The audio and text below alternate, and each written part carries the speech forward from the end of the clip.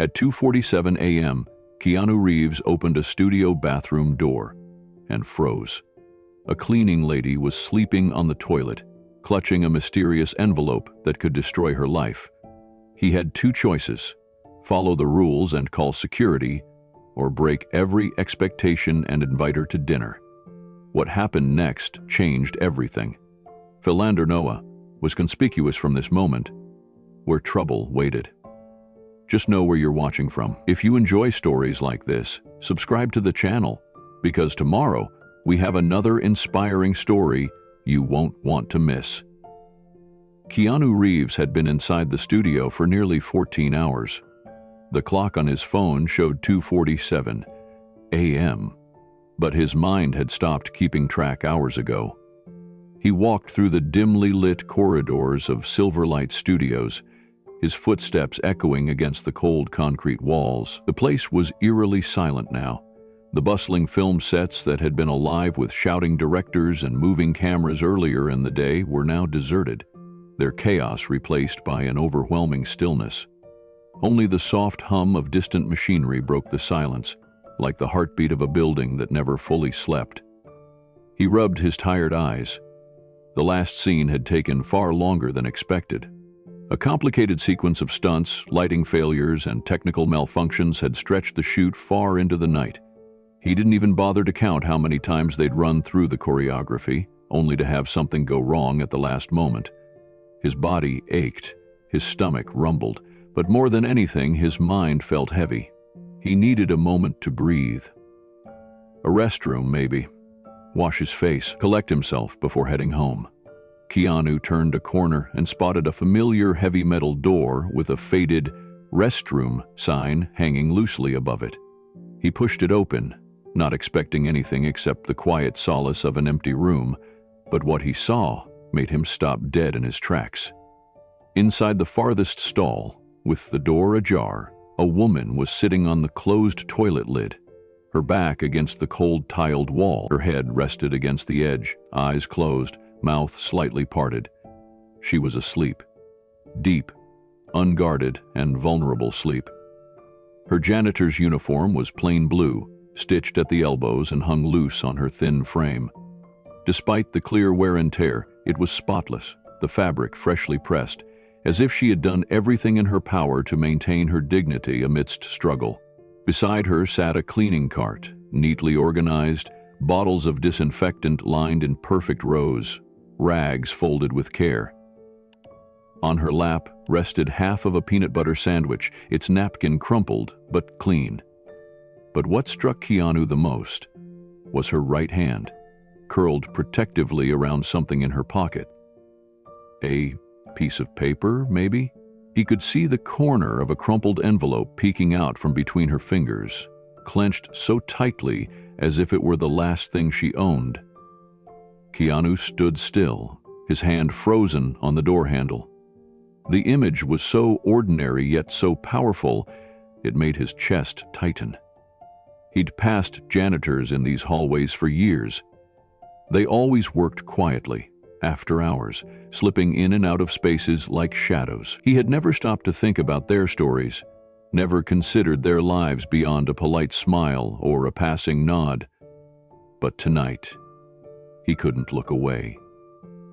Keanu slowly stepped back, easing the restroom door shut without a sound. He leaned against the wall in the hallway, heart pounding, not from fear, but from a deep unease that wrapped itself around his thoughts. Who was she? Why was she sleeping there, in the most uncomfortable place imaginable, holding on to that envelope like it was the only thing keeping her together? His fingers hovered over his phone. The standard response, the right thing to do, was clear. He could call security. There were rules about this sort of thing. No one was supposed to be sleeping in the restrooms. The studio had protocols, handbooks, liability policies. Someone would come, quietly remove her, and by tomorrow, everything would be back to normal. That was the official process, but something about that image wouldn't let go of him. He thought of his own mother, of how she had worked 3 jobs when he was a child, sometimes coming home so exhausted she'd fall asleep sitting up at the kitchen table. He remembered the nights when they didn't have enough money for groceries, but she still managed to make everything feel normal. He remembered the first time he realized that being invisible wasn't always a choice. Sometimes it was a survival tactic. The woman in the restroom wasn't just a janitor to him now. She was someone's mother, someone's daughter, someone who had worked herself into the ground just to stay afloat. Keanu checked his phone again. 2:52 a.m. EM. He scrolled through his messages aimlessly, pretending it mattered, but his mind kept replaying the scene. The mended seams on her uniform, the sandwich that had probably been meant for a later break, the way her hand had gripped that envelope like it carried the weight of her entire life. He didn't know why, but a part of him was certain that envelope held a secret. Footsteps echoed from the restroom. The faint squeak of cartwheels followed, approaching steadily. He straightened himself, unsure of what to say, as the woman, small, wary yet composed, stepped out into the hallway. He froze when she saw him. Her eyes widened, panic flashing across her face. She tightened her grip on her pocket and instinctively took a small step back, as if preparing for an accusation, an order, or worse. "I'm sorry, sir," she said quickly, her voice trembling but firm. "I didn't mean I wasn't sleeping. Just resting for a minute, long shift." Her accent was soft, musical, wrapping around his nameplate as she straightened her posture, trying to appear professional despite the exhaustion weighing down her every movement. The name on her badge read Maria Ortiz. Keanu raised his hand slowly, a calming gesture. "It's okay. You don't need to explain." But Maria wasn't convinced. Her eyes darted left and right, searching for an exit, bracing for consequences that seemed inevitable. Keanu's next words were gentle but deliberate. "Maria? That's a beautiful name." Maria blinked in surprise. No one ever said her name like that, not with kindness, not like it mattered. You know my name?" she asked hesitantly, her grip still firm around the pocket that concealed the crumpled envelope. Keanu smiled softly, nodding toward her badge. "It's right there. Hard to miss." Maria's posture eased just slightly, but the fear in her eyes lingered. She was still waiting for the inevitable. An apology wasn't going to save her job, not when she'd been caught asleep, even if it had been just for a minute. People like her didn't get second chances. "How long have you worked here, Maria?" Keanu asked, his tone calm, casual, as if they were two co-workers meeting by the coffee machine. 3 years, sir. Midnight to 6. I clean the offices, hallways, and all restrooms on this floor." She said it with practiced precision, a line she had rehearsed in case someone ever asked. "That's a long shift," Keanu said, his eyes scanning her tired face, especially at this hour. Maria's hand moved again to her pocket. Whatever was in there, it wasn't just paperwork.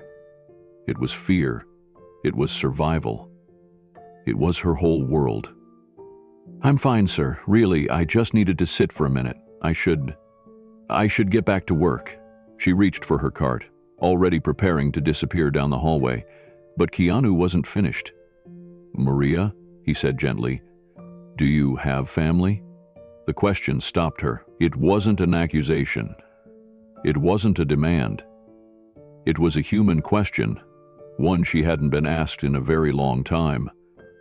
"I have a son," she said after a moment. "Diego. He's 13, loves making little movies with his phone, wants to be a director." For the first time, a small, proud smile flickered on her lips. "13's a good age," Keanu replied. "A lot of dreams happening at 13. Maria's smile faded just as quickly as it appeared. "Dreams are expensive," she said quietly. The silence in the hallway grew heavy again. Maria's eyes dropped, ready to retreat, to finish her shift, to survive the way she always had. Quietly, but Keanu had already made a decision. A spontaneous, perhaps reckless one. But one he didn't second guess. "Maria," he said, "would you like to have dinner with me tomorrow night?" Maria stared at him as if he had just asked her to walk on water. "Excuse me, sir? Dinner. Tomorrow. With me. I don't understand. Are you firing me?" Keanu chuckled, a warm, human sound that seemed to confuse her even more. "No, Maria, quite the opposite. I want to hear your story if you're willing to share it." Maria's hand tightened around her pocket once more. That envelope, whatever secret it held, was about to collide with a choice she never expected. The moment hung in the air, fragile yet powerful. And in that silent pause, everything began to change. At 2:47 a.m., Keanu Reeves opened a studio bathroom door and froze. A cleaning lady was sleeping on the toilet, clutching a mysterious envelope that could destroy her life. He had two choices: follow the rules and call security, or break every expectation and invite her to dinner. What happened next changed everything. From how we're watching from, if you enjoy stories like this, subscribe to the channel, because tomorrow we have another inspiring story you won't want to miss. Keanu Reeves had been inside the studio for nearly 14 hours. The clock on his phone showed 2:47 a.m., but his mind had stopped keeping track hours ago. He walked through the dimly lit corridors of Silverlight Studios, his footsteps echoing against the cold concrete walls. The place was eerily silent now. The bustling film sets that had been alive with shouting directors and moving cameras earlier in the day were now deserted, their chaos replaced by an overwhelming stillness. Only the soft hum of distant machinery broke the silence, like the heartbeat of a building that never fully slept. He rubbed his tired eyes. The last scene had taken far longer than expected. A complicated sequence of stunts, lighting failures, and technical malfunctions had stretched the shoot far into the night.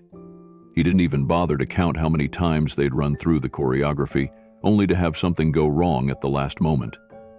His body ached, his stomach rumbled, but more than anything, his mind felt heavy. He needed a moment to breathe. A restroom, maybe, wash his face, collect himself before heading home.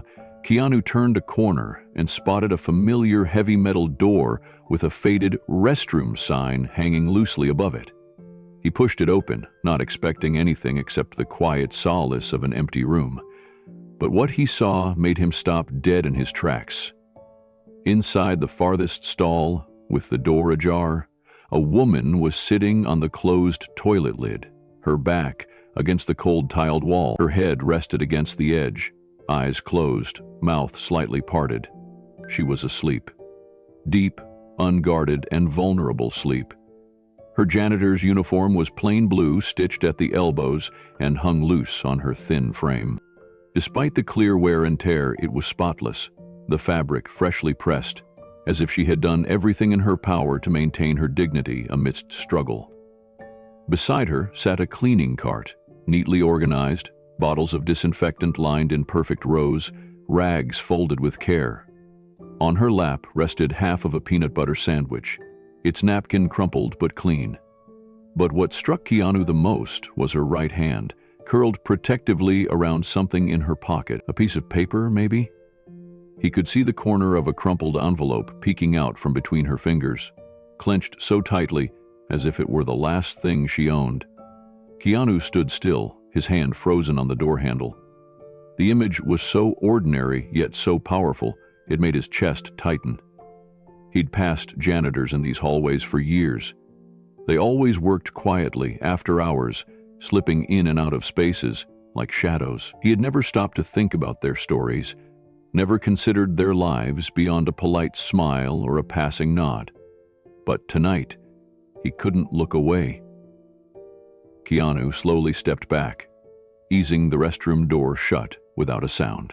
He leaned against the wall in the hallway, heart pounding, not from fear but from a deep unease that wrapped itself around his thoughts. Who was she? Why was she sleeping there, in the most uncomfortable place imaginable, holding onto that envelope like it was the only thing keeping her together? His fingers hovered over his phone. The standard response, the right thing to do, was clear. He could call security. There were rules about this sort of thing. No one was supposed to be sleeping in the restrooms. The studio had protocols, handbooks, liability policies. Someone would come, quietly remove her, and by tomorrow everything would be back to normal. That was the official process, but something about that image wouldn't let go of him. He thought of his own mother, of how she had worked 3 jobs when he was a child, sometimes coming home so exhausted she'd fall asleep sitting up at the kitchen table. He remembered the nights when they didn't have enough money for groceries, but she still managed to make everything feel normal. He remembered the first time he realized that being invisible wasn't always a choice. Sometimes it was a survival tactic. The woman in the restroom wasn't just a janitor to him now. She was someone's mother, someone's daughter. Someone who had worked herself into the ground just to stay afloat. Keanu checked his phone again. 2:52 AME. He scrolled through his messages aimlessly, pretending it mattered, but his mind kept replaying the scene. The mended seams on her uniform. The sandwich that had probably been meant for a later break, the way her hand had gripped that envelope like it carried the weight of her entire life. He didn't know why, but a part of him was certain that envelope held a secret. Footsteps echoed from the restroom. The faint squeak of cartwheels followed, approaching steadily. He straightened himself, unsure of what to say, as the woman, small, weary, yet composed, stepped out into the hallway. He froze when she saw him. Her eyes widened, panic flashing across her face. She tightened her grip on her pocket and instinctively took a small step back, as if preparing for an accusation, an order, or worse. "I'm sorry, sir," she said quickly, her voice trembling but firm. "I didn't mean... I wasn't sleeping, just resting for a minute. Long shift." Her accent was soft, musical, wrapping around his nameplate as she straightened her posture, trying to appear professional despite the exhaustion weighing down her every movement. The name on her badge read Maria Ortiz Keanu, raised his hand slowly. A calming gesture. "It's okay. You don't need to explain." But Maria wasn't convinced. Her eyes darted left and right, searching for an exit, bracing for consequences that seemed inevitable. Keanu's next words were gentle but deliberate. "Maria? That's a beautiful name." Maria blinked in surprise. No one ever said her name like that. Not with kindness. Not like it mattered. You know my name?" she asked hesitantly, her grip still firm around the pocket that concealed the crumpled envelope. Keanu smiled softly, nodding toward her bag. "It's right there, hard to miss." Maria's posture eased just slightly, but the fear in her eyes lingered. She was still waiting for the inevitable. An apology wasn't going to save her job. Not when she'd been caught asleep, even if it had been just for a minute. People like her didn't get second chances. "How long have you worked here, Maria?" Keanu asked, his tone calm, casual, as if they were 2 co-workers meeting by the coffee machine. 3 years, sir. Midnight to 6. I clean the offices, hallways, and all restrooms on this floor." She said it with practiced precision, a line she had rehearsed in case someone ever asked. "That's a long shift," Keanu said, his eyes scanning her tired face. "Especially at this hour." Maria's hand moved again to her pocket. Whatever was in there, it wasn't just paperwork. It was fear. It was survival. It was her whole world. "I'm fine, sir. Really, I just needed to sit for a minute. I should get back to work." She reached for her cart, already preparing to disappear down the hallway. But Keanu wasn't finished. "Maria," he said gently, "do you have family?" The question stopped her. It wasn't an accusation, it wasn't a demand. It was a human question, one she hadn't been asked in a very long time. "I have a son," she said after a moment. "Diego. He's 13, loves making little movies with his phone, wants to be a director." For the first time, a small, proud smile flickered on her lips. "13's a good age," Keanu replied. "A lot of dreams happening at 13. Maria's smile faded just as quickly as it appeared. "Dreams are expensive," she said quietly. A silence in the hallway grew heavy again. Maria's eyes dropped, ready to retreat, to finish her shift, to survive the way she always had, quietly. But Keanu had already made a decision, a spontaneous, perhaps reckless one, but one he didn't second-guess. "Maria," he said, "would you like to have dinner with me tomorrow night?" Maria stared at him, as if he had just asked her to walk on water. "Excuse me, sir?" "Dinner. Tomorrow. With me." I don't understand. Are you firing me?" Keanu chuckled, a warm, human sound that seemed to confuse her even more. "No, Maria, quite the opposite.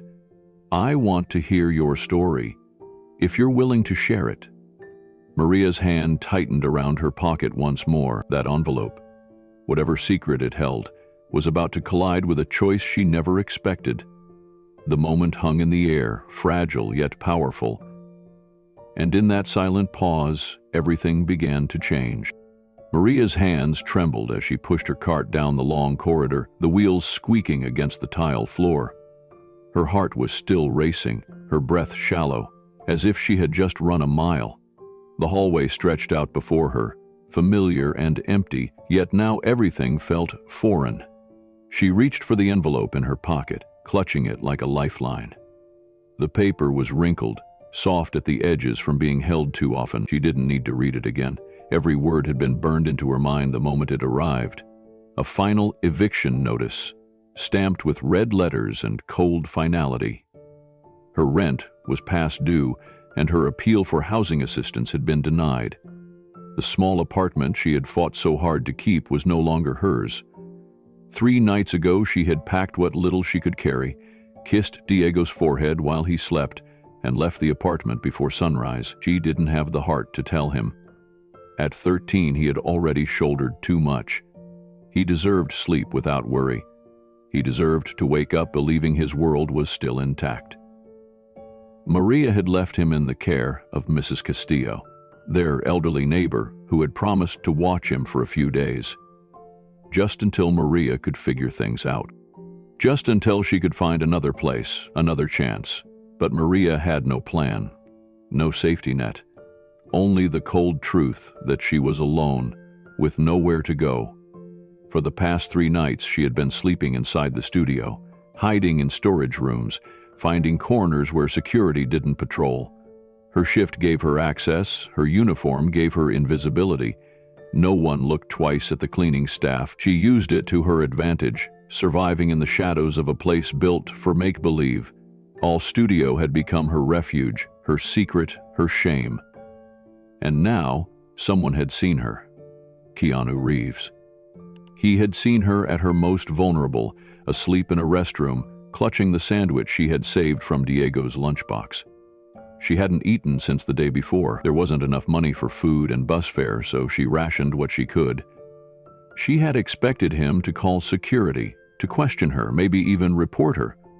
Instead, he had spoken to her like she mattered, invited her to dinner as if she were someone worth knowing. But people said things they didn't mean. She had learned that the hard way. Words were easy. Promises faded.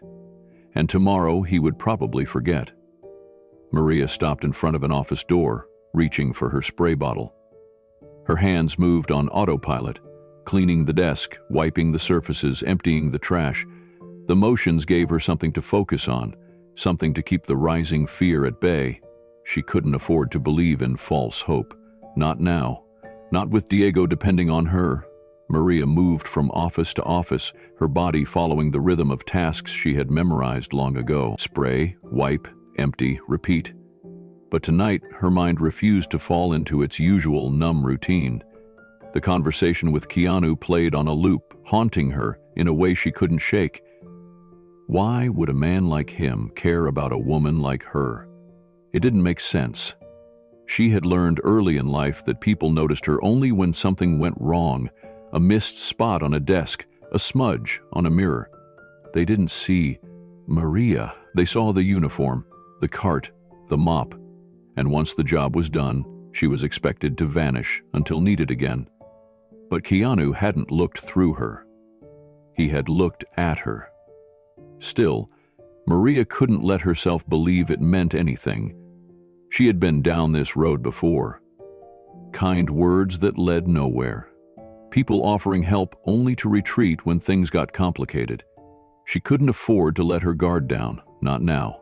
Not when her entire life was held together by a thread thinner than the stitches on her worn uniform. As she wiped down a glass conference table, her reflection stared back at her. Tired eyes, hair tied back hastily, lines on her face that hadn't been there a few years ago. She thought about Diego, about the way he smiled when he showed her his latest cardboard movie set. He didn't know about the eviction notice. He didn't know his mother was sleeping in the studio while he stayed with Mrs. Castillo. He couldn't tell him. How could she? Diego believed in her. He believed in their little apartment, their late-night ramen dinners, their dreams of something better. She couldn't be the one to shatter that belief. Her fingers brushed against the envelope again, still in her pocket, crumpled but defiant. 30 days, it had said. 30 days to vacate. But Maria had run out of days. She was on borrowed time now, slipping through cracks that were getting narrower by the hour. She paused at the end of the hallway, leaning on her cart for support. Her legs ached, her back throbbed, but it was the weight of uncertainty that pressed down on her the hardest. She had to find a solution. Another job, a shelter, something, anything. But no matter how she turned the problem in her mind, it always circled back to the same answer. There was no one coming to save her. She had to save herself, like always. But then, why did Keanu's words linger in her ears, soft and stubborn? I think you have a story worth hearing. Maria shook her head, scolding herself for being foolish. Celebrities didn't change lives with dinner invitations. Tomorrow he would forget. People like her didn't get noticed for long. But somewhere, buried beneath layers of fear and exhaustion, a fragile thought whispered. What if, this time, it was real?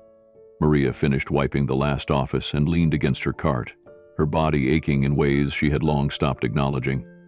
The factory clock read 4:10, AMing, just under 2 hours left on her shift. She would finish, sneak into the supply closet, and close her eyes for a brief moment before sunrise. Then she would wake up, act like the world wasn't crumbling, and repeat it all again. Her mind wandered to Diego. He would be waking up soon, getting ready for school. Mrs. Castillo would remind him to grab his backpack, and he'd walk out with that same lopsided grin, pretending not to worry about his mother's absence. Maria hated that he had to pretend. She hated that his childhood had been carved around her survival. But Diego never complained. He never asked why they had to move so often, why she worked through the night. He just adapted, quietly building cardboard spaceships and scribbling movie scripts on notebook pages. Maria's throat tightened. He deserved better. Her hand moved involuntarily to her pocket. The eviction notice seemed to pulse with every heartbeat, a cruel countdown. She had hidden it from Diego, but the weight of it was suffocating her. As she pushed her cart toward the next hallway, her mind circled back to Keanu. His invitation had felt strange, surreal, but the way he had looked at her, it wasn't pity. It wasn't obligation.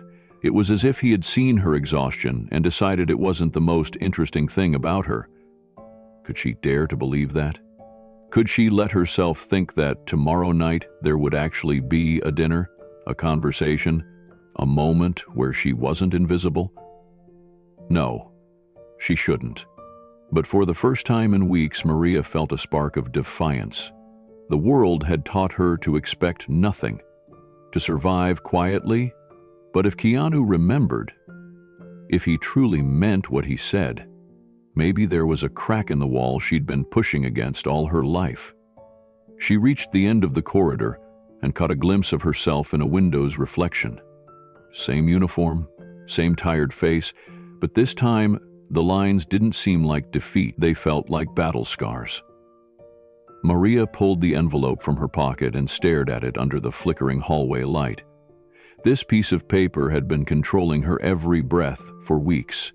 But now, something had shifted. The fear was still there, but next to it, for the first time, was a choice. She folded the envelope carefully and tucked it back into her pocket, not as a weight, but as a reminder. If Keanu kept his word, tomorrow could be different, and if he didn't? Well, she had faced worse. As Maria returned to her cart, the first rays of dawn began to creep through the high studio windows. For the first time in a long while, Maria allowed herself to think. Maybe, just maybe, the sun was rising for her, too. Maria stood near the studio's side entrance, her fingers nervously twisting the hem of her dress. It was the only decent dress she owned. Simple, navy blue, and a little too loose from years of careful washing.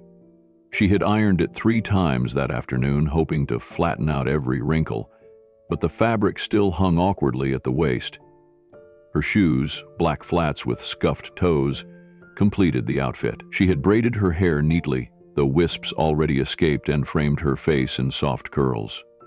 Her hands, though scrubbed clean, still bore the faint marks of her work, small cuts and calluses that never quite faded. She checked her phone again. 6:59 p.m. Part of her still believed this wasn't real, that Keanu Reeves had been kind in the moment but would forget. People forgot her all the time. She was used to it. She wasn't angry. It was just how life worked. But then, headlights. A modest black sedan pulled up to the curb, its engine a quiet hum. The window rolled down. "Maria?" Keanu's voice called out. Her heart thudded in her chest as she approached. He wasn't in a sleek sports car or something flashy like she had imagined, no tinted SUV with a driver waiting, just Keanu himself, behind the wheel, wearing a plain white shirt, the sleeves casually rolled to his elbows, and a pair of worn jeans that looked far more comfortable than fashionable. He stepped out of the car and walked around to open the passenger door for her. Maria froze for a moment, unsure how to respond to such simple, human courtesy. She wasn't used to anyone holding doors for her. "You look wonderful," Keanu said, his tone genuine, as if they had known each other for years and this was the most normal thing in the world. Maria felt her cheeks flush. "Thank you, sir." "Keanu," he corrected softly. "Tonight, it's just Keanu." She nodded, stepping into the car, careful to smooth her dress as she sat. The inside was clean but not extravagant.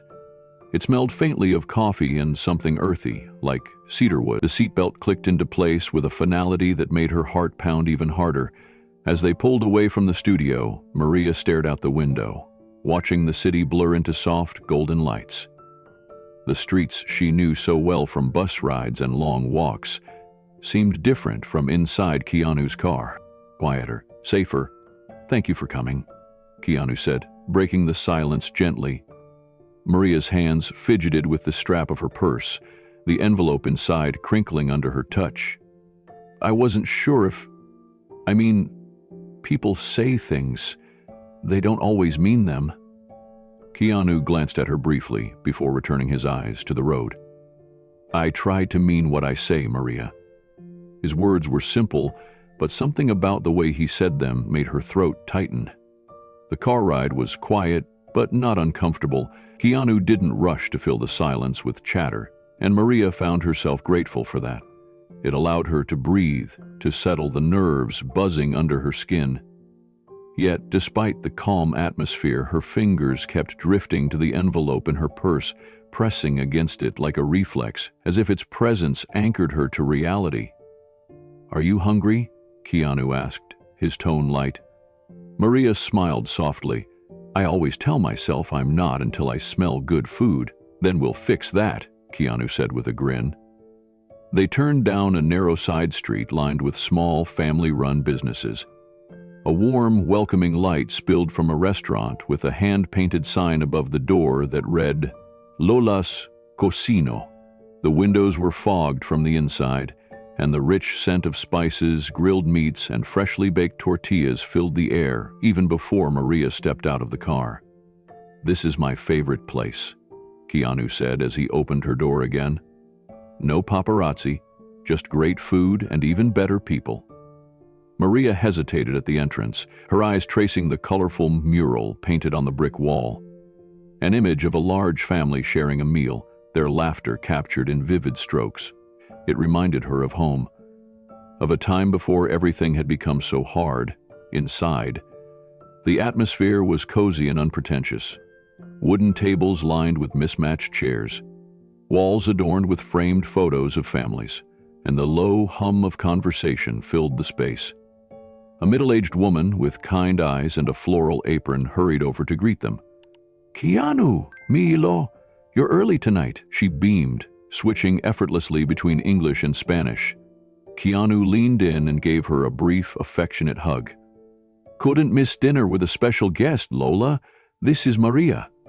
Lola's eyes softened as she took Maria's hands warmly. "Welcome, Maria. Any friend of Keanu's is family here." Maria felt a lump in her throat as they were led to a quiet booth in the back. The menu was simple, handwritten in chalk on a board near the kitchen, but every dish listed sounded like a piece of home. Keanu slid into the booth across from her and, without missing a beat, asked, "So, tell me about Diego. You said he's 13? Maria's hands rested lightly on the table, fingers still tracing the edge of her purse. "Yes, he's everything. He wants to be a filmmaker. He's always building little sets out of cardboard, creating stories in his head." Keanu's eyes lit up with genuine interest. "Sounds like a creative kid. Does he let you be part of the productions?" Maria laughed, a real, unguarded laugh. "Only when he needs someone to hold the flashlight." Keanu smiled, but his gaze was observant, not missing how Maria's fingers kept returning to her purse. The waitress arrived with glasses of water and a basket of freshly made tortilla chips, their warmth seeping through the cloth covering. Maria murmured a thank you, but her hand never strayed far from the envelope in her purse. Keanu noticed, but didn't press. He let the conversation flow, gently steering it back to Diego, asking about his school, his favorite movies, the kind of stories he loved to create. With each question, Maria's posture softened. The stiffness in her shoulders began to ease, her responses growing longer, more animated. She spoke about Diego's fascination with stop-mo videos, how he once spent an entire weekend building a miniature city out of cereal boxes, only to tear it apart and start over because he wanted the lighting to feel right. Keanu listened intently, nodding, occasionally chuckling at Diego's determined quirks, never once shifting the focus back to himself. For Maria, it felt strange and rare to be the one being heard. But no matter how much she wanted to stay in this bubble of conversation, the weight of reality never left. The envelope pressed against her ribs like a ticking clock, a reminder of the truth she was trying to hide beneath her careful smiles. Keanu reached for a tortilla chip, his tone casual yet pointed. "Maria, may I ask you something?" She nodded, bracing herself. "That envelope you keep holding on to. It's important, isn't it?" Her heart thudded. She had been so careful, but of course he had noticed. Maria's first instinct was to dismiss it, to change the subject, to offer a polite deflection and move on, but the sincerity in Keanu's eyes disarmed her. He wasn't asking out of curiosity, he was asking because he cared. She inhaled deeply, her fingers curling around the edge of the table. "It's an eviction notice," she said, her voice small, brittle. "Final notice." Keanu didn't flinch, he simply nodded, silently encouraging her to continue. "I've been living at the studio for 3 nights now. Diego's staying with Mrs. Castillo, our neighbor, until I figure something out." She felt the shame rise, uninvited, but she pushed through it. "My husband passed away 2 years ago, cancer. Since then it's been a lot of scraping by, 2 jobs, sometimes 3. But rent kept going up, hours got cut. I thought I could stretch it a little longer. I thought I could make it work." Maria paused, swallowing the lump in her throat. "But now, I'm out of time." The confession hung between them, raw and fragile. Keanu didn't interrupt. He didn't offer platitudes or empty reassurances. He just sat there, fully present, absorbing every word. Maria wasn't sure what she had expected. Pity, maybe. or that subtle withdrawal people had when conversations turned too personal. But Keanu's eyes didn't change. He wasn't looking at her like a problem to be solved. He was looking at her like a person who mattered. And in that moment, the wall she had spent years building began to crack. Maria's fingers rested lightly on the edge of her glass, her gaze dropping to the condensation trickling down its sides. She had just laid bare the truth of her eviction, expecting it to change the air between them. But Keanu hadn't pulled back. He hadn't filled the space with pity or empty reassurances. Instead, he waited, offering her the one thing she was rarely given: time to breathe. "He's always been a dreamer, my Diego," Maria said quietly, her lips curving into a soft smile. "When he was 5, he made his first movie, using action figures and an old shoebox. He called it The Adventures of Captain Sock." Keanu's lips quirked at the title. That sounds like a blockbuster waiting to happen. Maria chuckled under her breath, the tension in her shoulders easing as she spoke. "He's never stopped. Every cardboard box becomes a spaceship. Every toy becomes a character. He borrows an old phone from Mrs. Castillo and he spends hours editing little scenes. I don't even know how he figures it out, but he does." "Resourceful," Keanu murmured. "That's the first trait of a good filmmaker." Maria nodded, her eyes distant but warm. "But he doesn't show his films to anyone outside of me and Mrs. Castillo. He's proud, but I can tell he's embarrassed. He sees how other kids have iPads and editing software. He knows we can't afford those things, so he keeps his stories small, like he's afraid to want too much." Keanu's smile softened into something far more personal. "That's hard to watch as a parent." Maria's throat tightened. "It is. He never complains, though. He just adapts. I'm proud of him, but it breaks my heart, too."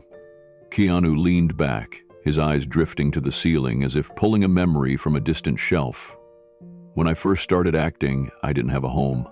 I slept on friends' couches, sometimes in my car. Auditions came and went, and I'd get just enough work to get by. There were nights when all I had for dinner was a single apple, and back then an apple felt like a feast." Maria's eyes widened. She had known Keanu's name for years. She had seen his face on movie posters. But hearing this, hearing him speak of hunger and sleeping in cars, it made him real in a way that no magazine interview ever had. "I never had fancy headshots or an agent fighting for me," Keanu continued. "But what I did have were people who saw past what I didn't have. They saw a kid who was trying, who had stories to tell. That made all the difference." Maria's chest ached at his words, because beneath the layers of celebrity, she heard the echo of Diego's small, determined voice. The way her son kept building, creating, even when the world told him to settle for less. Maria's heart softened as she listened to Keanu's story. There was a gentleness in the way he spoke about his early struggles, not as if they were wounds, but as if they were bricks in the foundation of who he had become. She realized then that she wasn't sitting across from a distant movie star. She was sitting with someone who understood what it felt like to chase dreams with empty pockets and full hearts. "I never knew that about you," Maria said softly. Keanu smiled, the corner of his eyes crinkling. "Most people don't. I guess they see the suits and the movie credits, and they think life's always been like this. But it wasn't. And honestly, I don't ever want to forget the hard parts. They're the reason I value moments like this." Maria's fingers returned to the edge of her purse, tracing the worn fabric. "Diego doesn't know how to ask for more. He thinks it's his job to adjust, to not cause trouble. I keep telling him that dreaming big isn't trouble, but it's hard to believe when the world keeps telling you otherwise." Keanu finished. Gently, Maria nodded. The air between them grew softer, more intimate. The restaurant noise faded into the background, leaving only the rhythm of their conversation. "What kind of films does Diego want to make?" Keanu asked. Maria smiled, the kind of smile that came from knowing someone deeply. "He wants to tell stories about people who don't get noticed, the janitors, the delivery drivers, the workers in the background.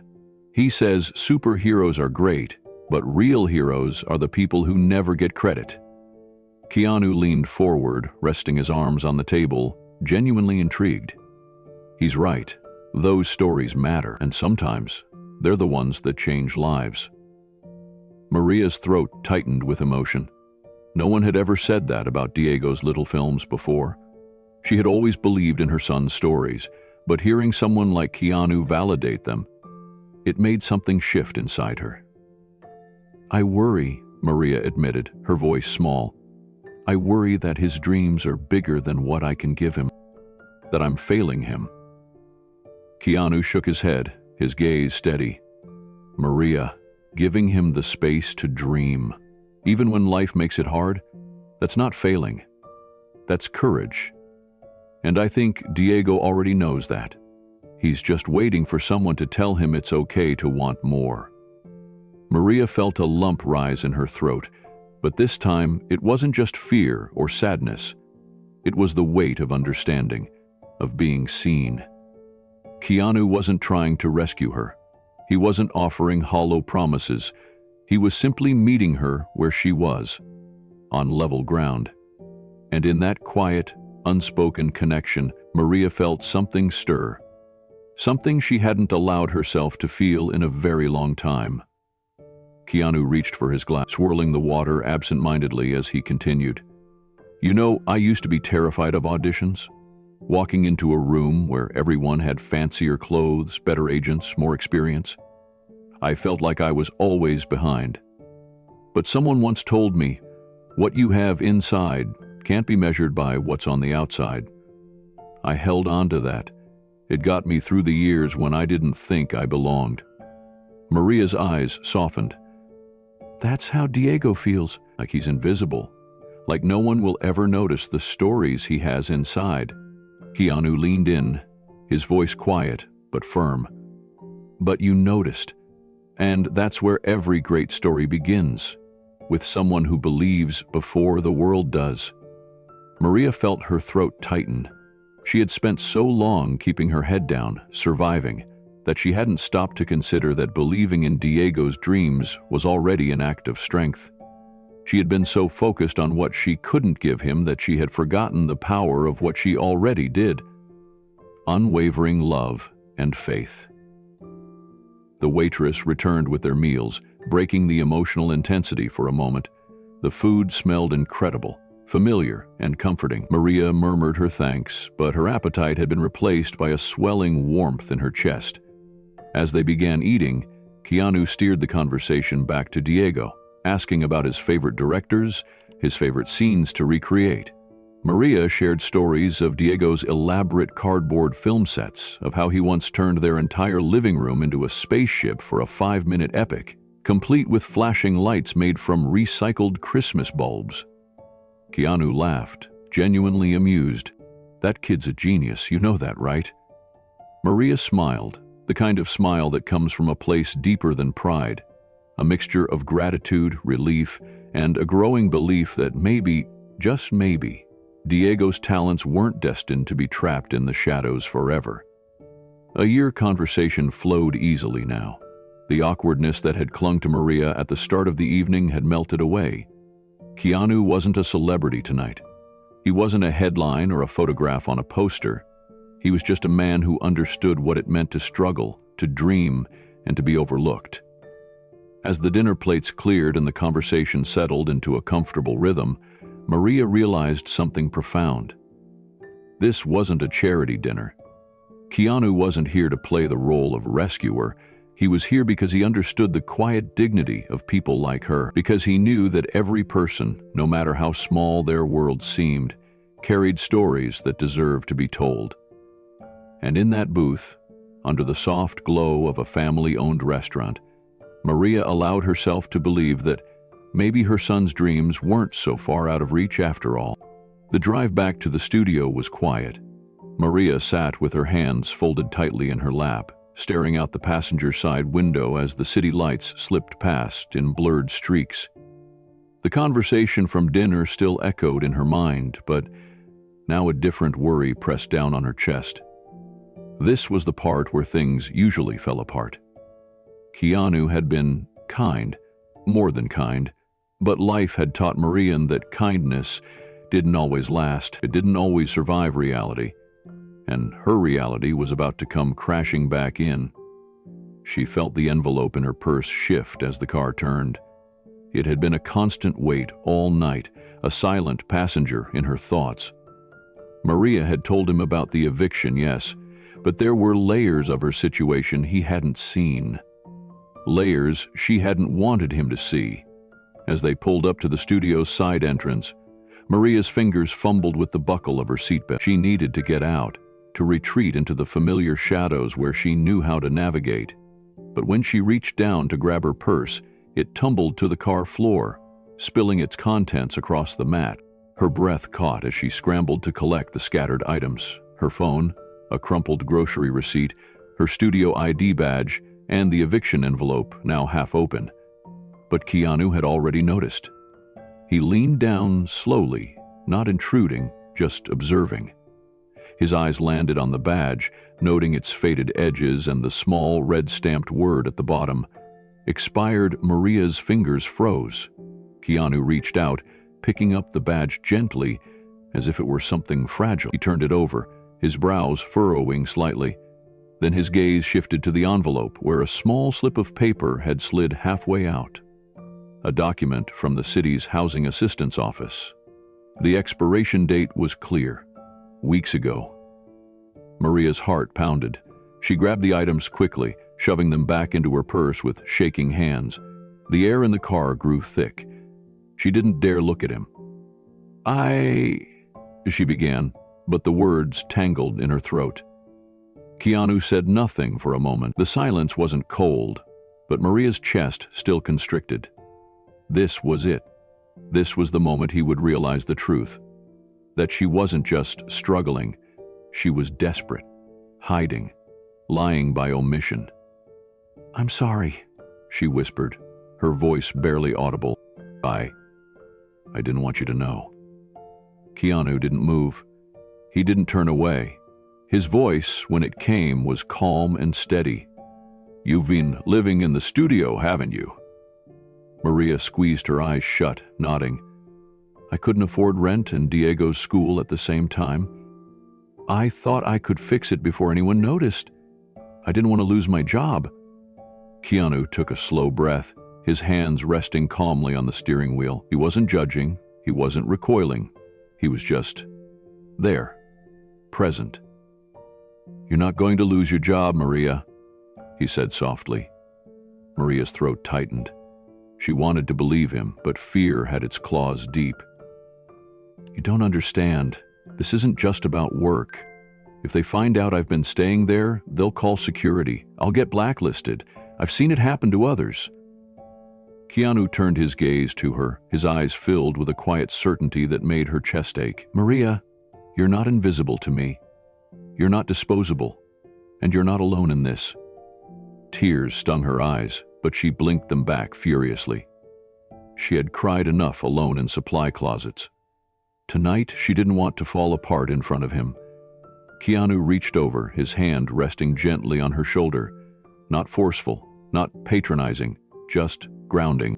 "Tomorrow morning, there's a meeting. I want you to come with me." Maria shook her head instantly, panic rising. "Keanu, I can't. Not in my uniform, not like this." "I'll embarrass you." He smiled, soft and understanding. "No uniforms, just you. Come as Maria. The woman who raised a brilliant filmmaker son, who kept showing up, who kept believing when the world made it hard." Maria's hands gripped her purse tightly. Maria leaned back, his voice low but firm. "Because I've been you. Because I've been you.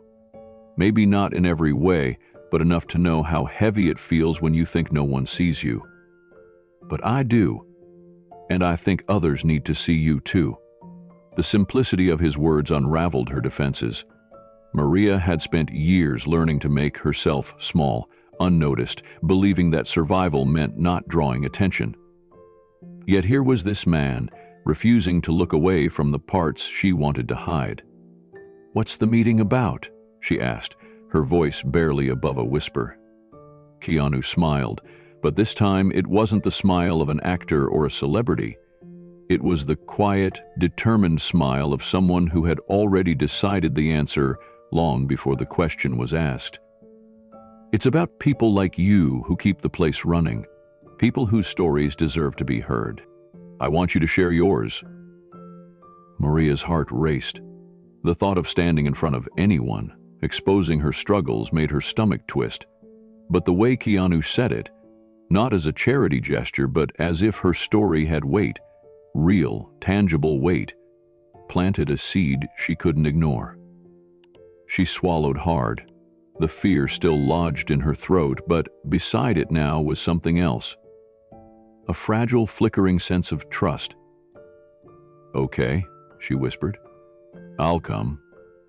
Keanu's smile widened, gentle and reassuring. "Good. Tomorrow's a new beginning, Maria. Let's make sure they see the real you." The car sat idling in front of the studio's side entrance. Maria's hands trembled as she gathered her purse, her mind still reeling from Keanu's words. A meeting. No uniform, no mops, no cleaning carts, just her. The idea felt surreal, terrifying, and yet there was a sliver of something unfamiliar threading through her panic. Keanu waited until she was ready, never rushing her. When she finally opened the door and stepped out, he called after her softly. "Maria?" She turned back. "Tonight wasn't a favor," he said. "It was a beginning." She nodded, unsure what else to say, and gently closed the car door. The sedan pulled away quietly, but his words lingered, louder than the engine's soft hum.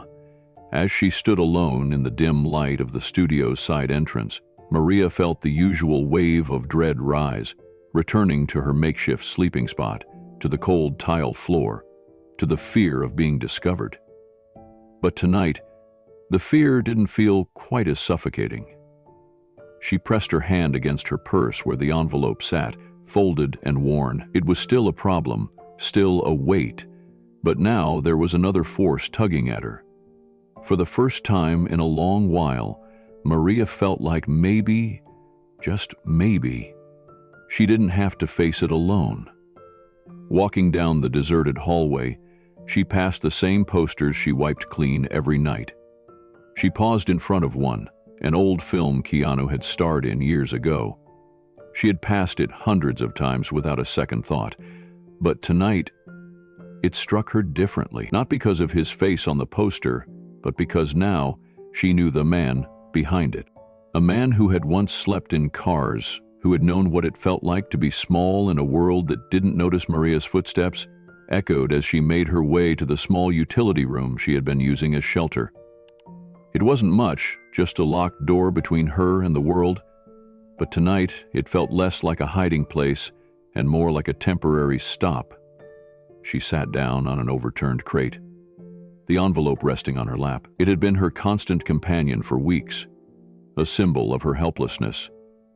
But tonight, it didn't feel like a dead end. It felt like a story she was finally allowed to tell. Keanu had asked her to show up, not as a worker in a uniform, but as Maria Ortiz, a mother, a survivor, a woman with a voice. And somehow, that invitation had cracked open a door inside her that had been shut for far too long. As she leaned back against the wall, exhaustion pulling at her limbs, Maria allowed herself one final thought before sleep claimed her. Tomorrow, she would stand in front of people who had never seen her before. And this time, she wouldn't let them look away. Maria stood outside the glass-walled conference room, clutching the strap of her worn purse with white-knuckled fingers. Through the transparent walls, she could see a dozen people seated around a sleek table. Studio executives, department heads, production managers, they were all dressed sharply in suits and polished shoes, chatting casually as they waited for the meeting to begin. Maria had never felt more out of place in her life. She wore a simple blouse and the same navy dress from the night before. It was the best she could do on short notice. Her shoes were still scuffed. She had braided her hair neatly again, but no amount of effort could erase the feeling that she didn't belong in that room. She was a cleaning lady. What was she doing here? The door opened with a soft click. Keanu appeared, smiling gently. His outfit was casual, as if intentionally matching her simplicity. Dark jeans, a gray shirt, no tie, no fanfare. "You ready?" he asked. Maria's mouth was dry, but she nodded. She wasn't ready, not even close. But she was here. Keanu stepped aside and gestured her in, as though he were inviting royalty into a palace. Maria's heart pounded as she crossed the threshold. The room quieted instantly. All eyes turned to her, some curious, some confused, others unreadable. Maria kept her gaze fixed on Keanu, using his calm presence as a lifeline. "Good morning, everyone," Keanu began, his tone casual yet commanding. "Before we dive into today's production schedule, I want you to meet someone important. This is Maria Ortiz. She's going to be consulting with us on real-world efficiency." A ripple of murmurs circled the table. A few raised eyebrows. Maria felt her stomach twist. One of the producers, a tall man with silver hair and a sharp suit, leaned forward. "Consulting? On efficiency?" Keanu smiled, as if he had been expecting the reaction. "That's right. Maria has been with this studio for 3 years, working night shifts. She knows this building better than any of us. She's seen things we overlook." Another executive, a woman in a sleek black dress, folded her arms. "With respect, Keanu, we have efficiency teams for that." Maria wanted to disappear. She could feel the weight of skepticism pressing on her from every side, but Keanu's voice didn't waver. "And yet, some problems persist. Problems that haven't been fixed because we haven't asked the people who actually navigate them every day. Maria has insights we've missed." Maria's throat was tight, but Keanu gave her a small, encouraging nod. Taking a breath that felt like it might break her ribs, she stepped forward. I've noticed some things during my shifts," she began, her voice trembling. "Little things, maybe, but they add up. Like how the equipment storage is set up backwards, making it harder for crews to access gear quickly." There was silence, not dismissive, but expectant. Keanu gestured to the whiteboard at the front of the room. "Maria, would you show us what you mean?" Maria's feet felt heavy as she walked to the front of the room. Every step echoed louder in her mind than in the actual space. She picked up a marker, her fingers trembling slightly, and faced the towering whiteboard. The blank surface felt like a cliff face. The executives watched in silence, their faces polite but skeptical. Keanu took a seat in the front row, his eyes never leaving hers. His expression was calm, patient, as if to say, "Take your time, you belong here." Maria exhaled slowly and drew a simple rectangle. "This is the main equipment storage on stage B," she said, the words feeling clumsy in her mouth. "Right now, the most used items, like the rigging clamps and light diffusers, are stored in the back, behind heavier gear that isn't touched as often." She drew a line to illustrate the congested path crews had to navigate. When a grip needs something quickly, they have to move through these stacked crates. It adds minutes, sometimes more if the path's blocked by other equipment. The woman in the black dress frowned slightly, but her arms unfolded. The silver-haired producer leaned forward, studying the drawing. Maria continued, gaining a sliver of confidence. "If we reorganize so the high-use gear is up front and install mobile racks for larger items, we could save time on every setup. I've timed it. On busy days, the crew loses almost an hour just maneuvering around storage." She glanced nervously toward the executives. No one interrupted. "That's 1 hour per day," she pressed on. "Over a 6-week shoot, that's around 40 hours. That's an entire work week spent just moving around clutter." A murmur of interest circled the table. Keanu spoke up. "That's 40 hours of paid crew time. Multiply that across multiple stages, and the savings are not insignificant." Maria turned back to the board, emboldened by the lack of pushback. "I've also noticed the backstage corridors get congested because of the current trash disposal routes," she added, drawing another quick diagram. "The cleaning carts and props deliveries cross paths constantly. If we stagger the schedules and assign a separate utility lane for waste removal, we'd reduce those blockages." There was a pause as the room digested this. An operations manager, previously silent, finally spoke. That's actually a valid point. We've had recurring complaints about backstage congestion, but I didn't realize how much of it was timing conflicts. Maria's pulse quickened. Was someone actually listening? Keanu leaned back in his chair, a subtle smile on his lips as if this was exactly the moment he'd been waiting for. I propose we test Maria's suggestions on one stage next week, he announced. If it saves us time and money, we expand from there. The executives exchanged looks. There was still skepticism, but now it was laced with curiosity. Maria lowered the marker, her hands still shaking, but inside, something unfamiliar was stirring. They were paying attention. The silver-haired producer tapped his pen against his notepad thoughtfully. You're suggesting we adjust workflows based on janitorial observations? Maria flinched at the phrasing, but Keanu spoke before she could shrink back. I'm suggesting we consider the insights of someone who's been navigating the blind spots we've ignored. Maria's observations aren't just janitorial, they're operational. Efficiency doesn't care about job titles. An assistant director, who had been quiet, nodded slowly. I've actually noticed delays in equipment setups too. We've blamed it on understaffing, but maybe it's layout. Maybe we've been solving the wrong problem. Maria's heart thudded. Someone had listened, truly listened. Another voice chimed in, this time from a younger production coordinator near the end of the table.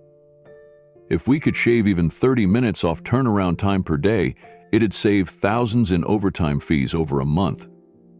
Keanu leaned forward, his tone calm but firm. That's why we're piloting this. Maria's not here for show. She's here because she sees what we don't. If her ideas work, we all win. Maria's fingers tightened on the marker. She still felt like an imposter standing in front of them, but Keanu's confidence was an anchor, keeping her grounded. The woman in the black dress uncrossed her legs and spoke, her tone more measured now. All right, let's run the pilot on stage B. If we see measurable improvements, we'll consider expanding? Keanu smiled. That's all we ask. Maria exhaled, her grip on the marker finally loosening. The meeting moved on to scheduling and budgets, but the tension had shifted.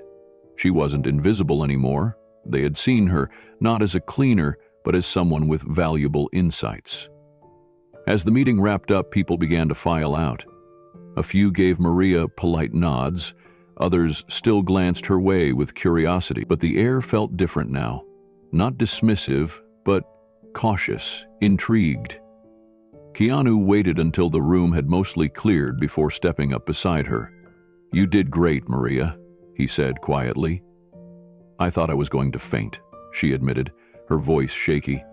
He chuckled, a warm, genuine sound. You didn't. You stood up there and made them listen.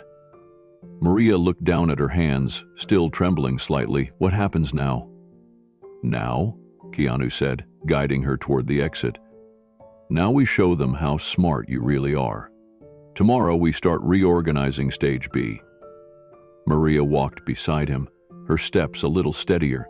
She had come into this room expecting judgment, dismissal, maybe even humiliation, but she was leaving with something else entirely, a seat at the table. And for the first time she realized it wasn't a favor, it was earned. Maria's phone buzzed silently in her purse. At first she ignored it, still riding the strange adrenaline from the meeting, but when it buzzed again, then a third time, something in her gut twisted. She excused herself from the hallway where Keanu had been walking with her, slipping aside to check the screen. It was Mrs. Castillo, her neighbor, and Diego's emergency contact. 3 missed calls. Then a message popped up. Maria, call me now. Diego fainted at school. They're taking him to county hospital. The world tilted beneath her feet. Her hands fumbled, barely able to press the call button. Mrs. Castillo answered immediately, her voice strained. Maria, mija. They said it was during PE. He just collapsed. He's awake, but they're worried. They're doing tests. Maria's throat tightened, her breath turning shallow. I'm coming right now. Keanu's hand was gently on her shoulder before she even turned. His eyes read everything on her face without her saying a word.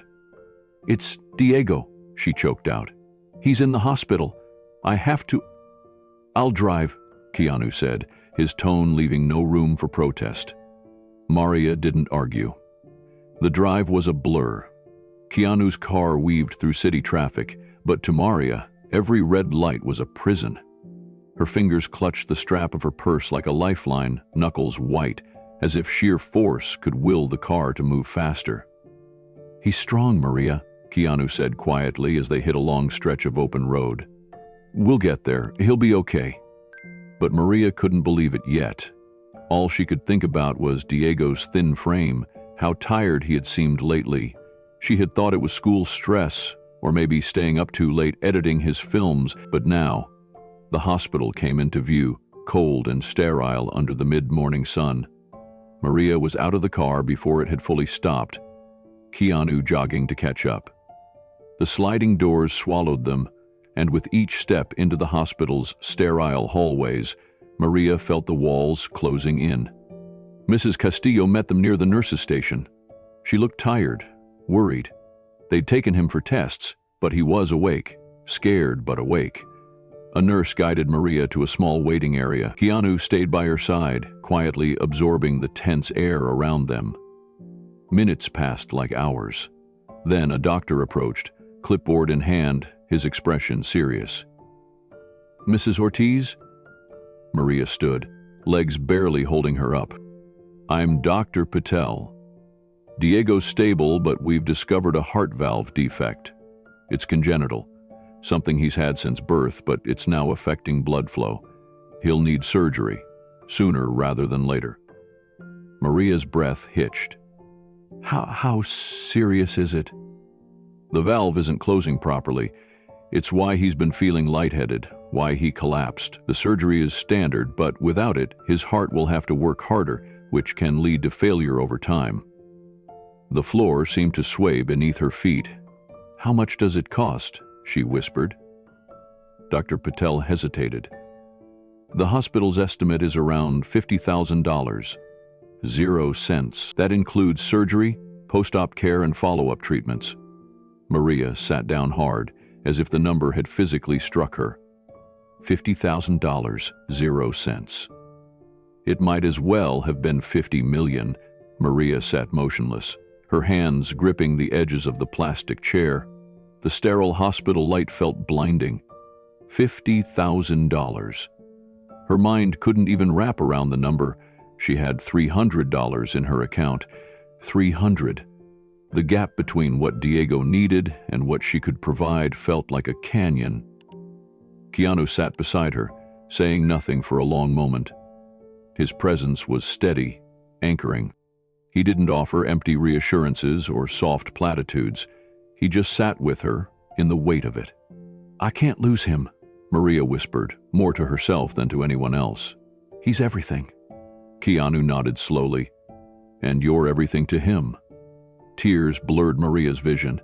She had fought so hard to stay afloat. 3 jobs, endless nights. But now, in the quiet of this waiting room, she felt utterly powerless.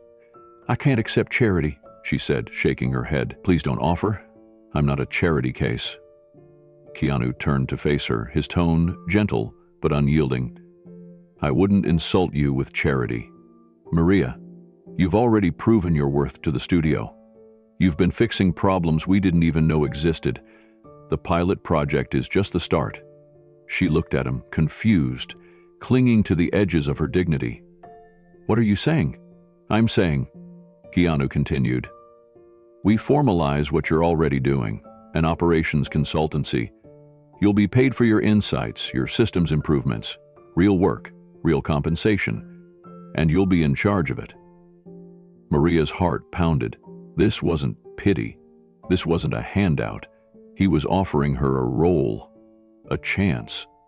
But her instinct still pushed back. "You can't just create jobs for people like me." "I'm not," Keanu said firmly. "I'm recognizing a position that should have existed all along. We've been blind to the people who keep things running smoothly, You're not an exception, Maria. You're the proof that our entire system has blind spots." Maria's throat tightened. She had no words. She had spent so long begging for scraps of opportunity, and now this man was placing a door in front of her that had always been locked. "You'd earn every cent," Keanu added quietly. "No charity, no pity, just work that matters." Maria looked down at her hands. They were rough, worn from years of cleaning floors, scrubbing walls, carrying loads far heavier than they should have. But maybe, just maybe, they were also hands capable of building something new. Keanu's voice softened. "You've already started fixing things, Maria. Let's make sure you're paid to keep doing it." The tears that had been threatening finally broke free.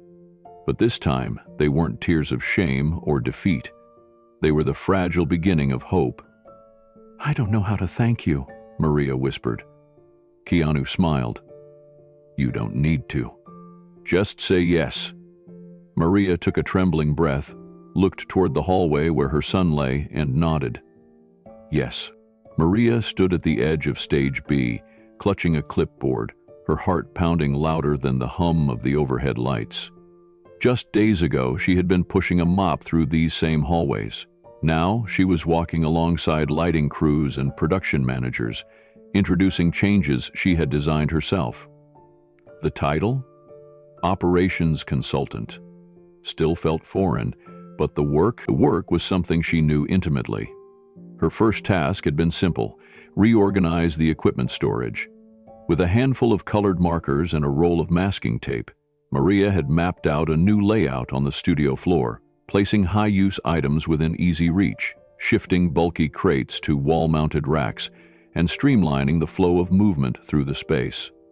It wasn't rocket science. It was logic. Logic born from years of navigating these spaces in silence, but convincing the crew had been the real challenge. The first morning, she had gathered the grips and lighting techs to explain the new system. She could feel their skepticism thick in the air. To them, she was still the cleaning lady, now carrying a clipboard. But Maria had done her homework. "I know you lose 15 to 20 minutes every morning moving through the storage maze," she had said. "That's 2 hours a week. Over a 2-month shoot, that's nearly a full shift wasted."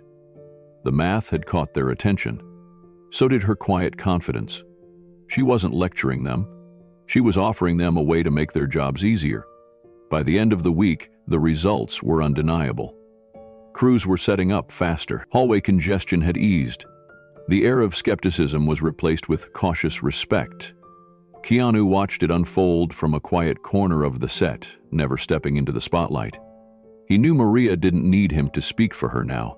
She was building her own place, her own voice, and he was content to be the quiet observer, watching her grow into a role that had always been hers. She just hadn't been given the title before. Maria's solutions weren't flashy. They didn't require new technology or expensive overhauls. They were small, precise adjustments, changing the order of deliveries to avoid traffic jams, rerouting cleaning carts to avoid crossing paths with prop movements, creating a feedback log where crew members could report small inefficiencies that often got ignored. Each fix seemed minor on its own, but together they started shaving hours off production days. By the end of the second week, Maria's changes had saved the studio over $10,000, 0 cents in labor and overtime costs. And people started noticing. Supervisors began asking for her input, stagehands started greeting her with nods of respect, crew chiefs started referring to her diagrams during morning briefings. Maria, once invisible, was now essential. But her proudest moment wasn't a budget report or a compliment from management. It was the call from the hospital, confirming that Diego's surgery was scheduled. Her consultant salary had covered the deposit. No charity, no handouts, just honest earned work. She hung up the phone that day and allowed herself a moment to breathe. Her son was going to be okay, and she was no longer hiding. The following weeks passed in a rhythm Maria had never known before. Each day she arrived not through the side entrance where she once sneaked in unnoticed, but through the main lobby, with a staff badge clipped proudly to her blouse. The security guards greeted her by name now, and she no longer felt the instinct to look down when passing executives in the hallways. She was no longer invisible. The studio crews had shifted too. What began as polite tolerance grew into genuine collaboration. Maria's suggestions weren't just acknowledged, they were implemented. She had designed a new backstage traffic flow chart that saved 15 minutes per shift, and the prop teams were already singing her praises for the reduced chaos during set changes. When the afternoon, a young lighting tech named Kevin approached her during a break.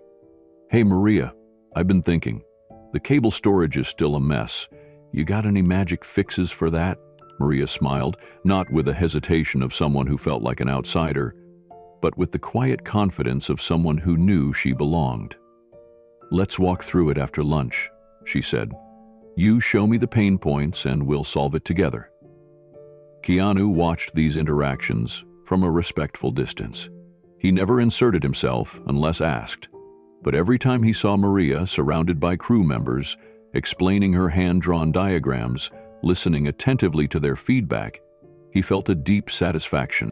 She was becoming a legend, not because of any public recognition, but because word of mouth had traveled fast within the studio walls. Maria Ortiz, the woman who once mopped their floors, was now the person fixing problems that had plagued them for years.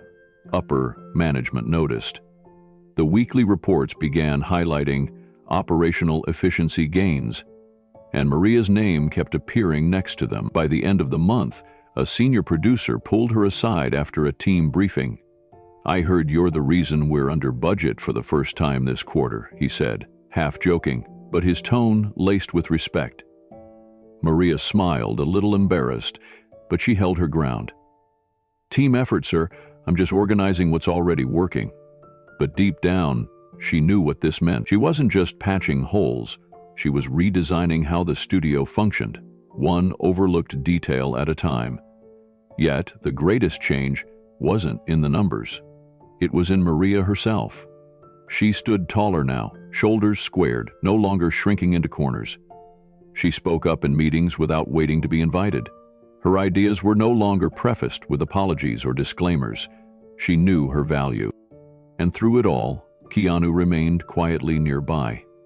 He never made grand gestures or public declarations, but Maria knew he was watching, quietly proud, always ready to support her without overshadowing her. The night before Diego's surgery, Maria stayed late to finalize a new storage layout proposal. As she packed up her sketches, Keanu appeared at the door. "Tomorrow's a big day," he said. Maria nodded, emotion tightening her throat. "He's ready, we both are." Keanu smiled softly.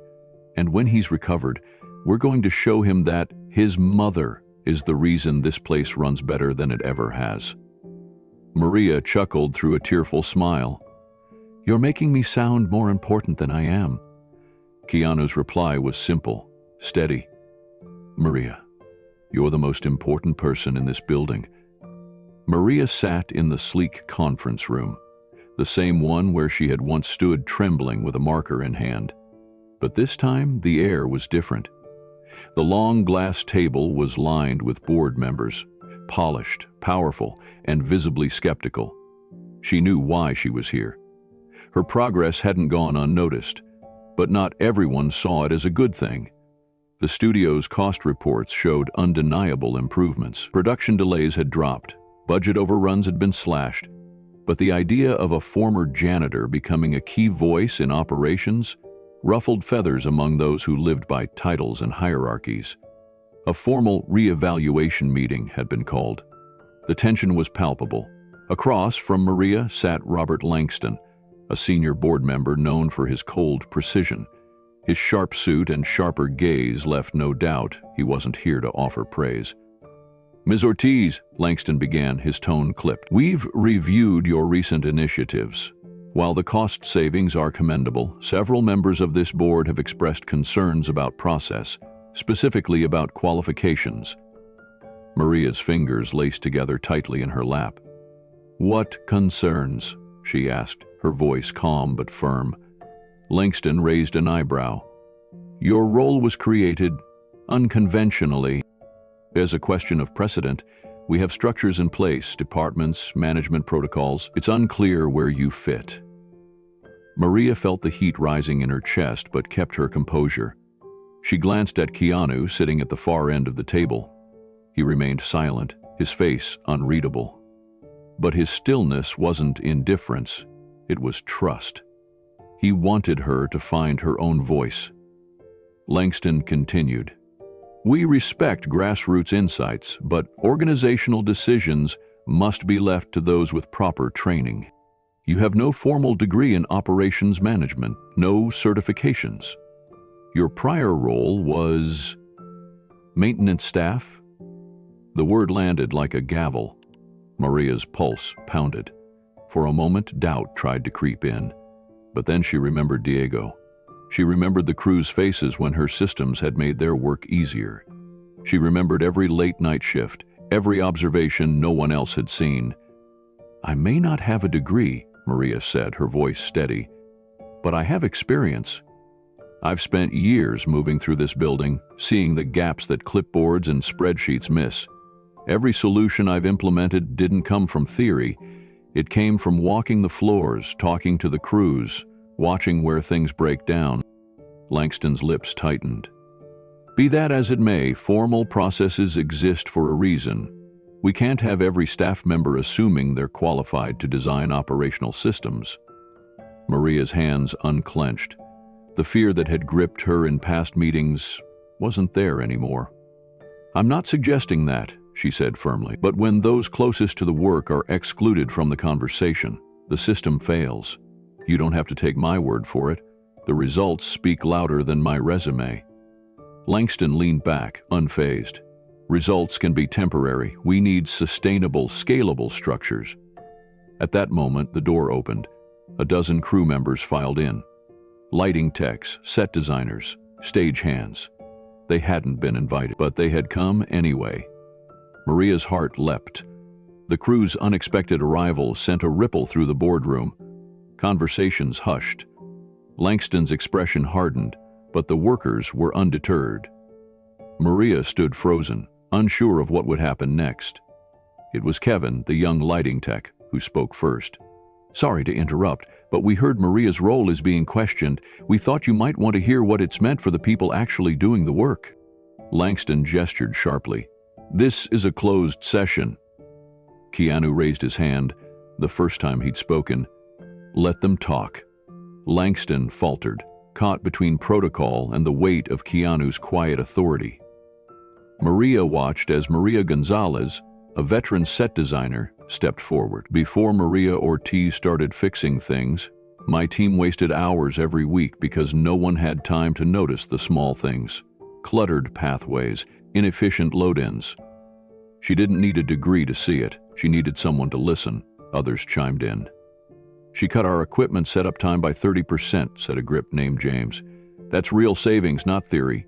We used to lose days waiting for maintenance to fix simple workflow problems," added a sound engineer. Maria solved them in hours. One by one, they shared stories, not just of efficiency, but of feeling seen, respected. Maria felt her throat tighten as the people she had worked beside for years spoke about her not as a janitor, not even as a consultant, but as a leader. Langston looked visibly uncomfortable. While we appreciate staff loyalty, operational leadership requires structured oversight. "We have oversight," Kevin said boldly. "We have Maria." The room fell silent. Maria took a breath and stood tall.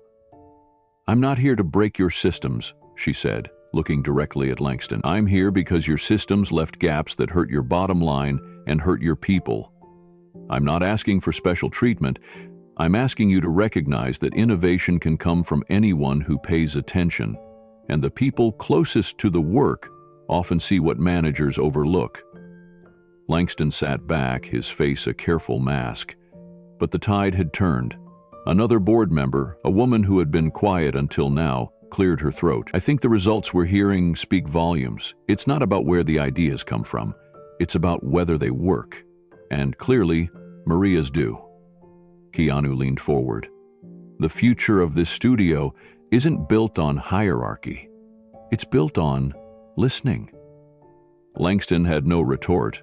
As the meeting adjourned, no formal vote was needed. The decision was made, unspoken but absolute. Maria's place wasn't up for debate. She had earned it. As the crew filed out, they patted her shoulder, whispered words of encouragement. Maria's heart was pounding, but it wasn't fear anymore. It was pride.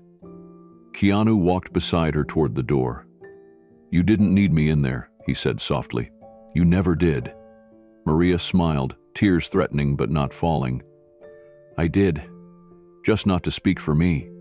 I needed you to believe I could do it myself." Keanu nodded. "You proved it to everyone, especially yourself." 11. The sun was barely up when Maria arrived at the studio. She had barely slept, but it didn't matter. Diego's surgery was scheduled in 3 days, and her mind was focused, determined. She had systems to finalize, workflows to refine. She wasn't a cleaning lady sneaking in the back anymore. She was building something that mattered. But the moment she stepped into the lobby, something felt wrong. 2 men in dark suits stood by the reception desk. Their expressions were stiff, official. A third person, a woman, approached Maria with a clipboard. "Maria Ortiz?" Maria's heart sank. "Yes?" "I'm Agent Simmons from Immigration and Customs Enforcement. We have a deportation order issued against you. We'll need you to come with us." The words hit her like a physical blow. "This has to be a mistake," Maria stammered. "My paperwork, it's being processed." Agent Simmons' tone softened, but only slightly. "I understand, ma'am, but according to our records, your asylum claim was denied 3 years ago. We're here to follow procedure." The walls of the studio lobby seemed to close in. Maria's mind raced. Not now. Not after everything. Not when Diego needed her more than ever. "Wait here," came a calm, firm voice. Keanu appeared, his stance composed but his eyes burning with resolve. "She's not going anywhere," he said, stepping between Maria and the agents. "Sir, with respect," Simmons began. "With respect," Keanu interrupted, "you're holding an outdated file. Maria Ortiz is a vital consultant for this studio, and any removal proceedings will be fought with every legal avenue available. You're not taking her today."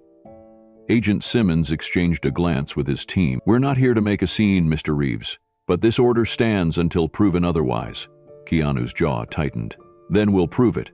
My legal team will be in contact within the hour." Maria stood frozen, feeling as though she was watching someone else's life unravel in slow motion. But Keanu turned to her, his voice softer. "Maria, look at me. This is not the end of your story. Do you hear me?"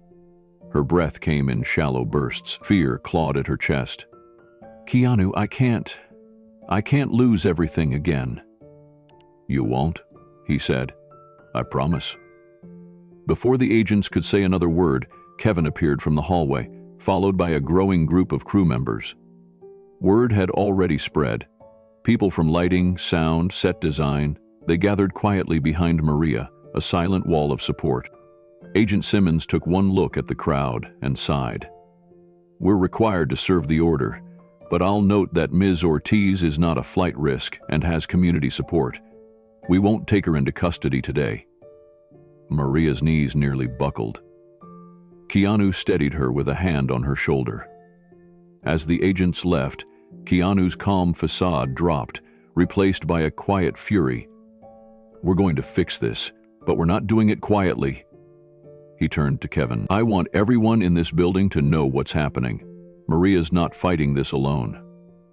Kevin nodded, already pulling out his phone. Within minutes, the campaign had begun. By midday, the hashtag #MariaBelongsHere was trending across social media. It started small, crew members posting photos of Maria's workflow diagrams, captions sharing how her ideas had saved them hours of work. Then came the testimonials. A sound technician posted a video explaining how Maria had redesigned the backstage cable systems, cutting down setup time and preventing injuries.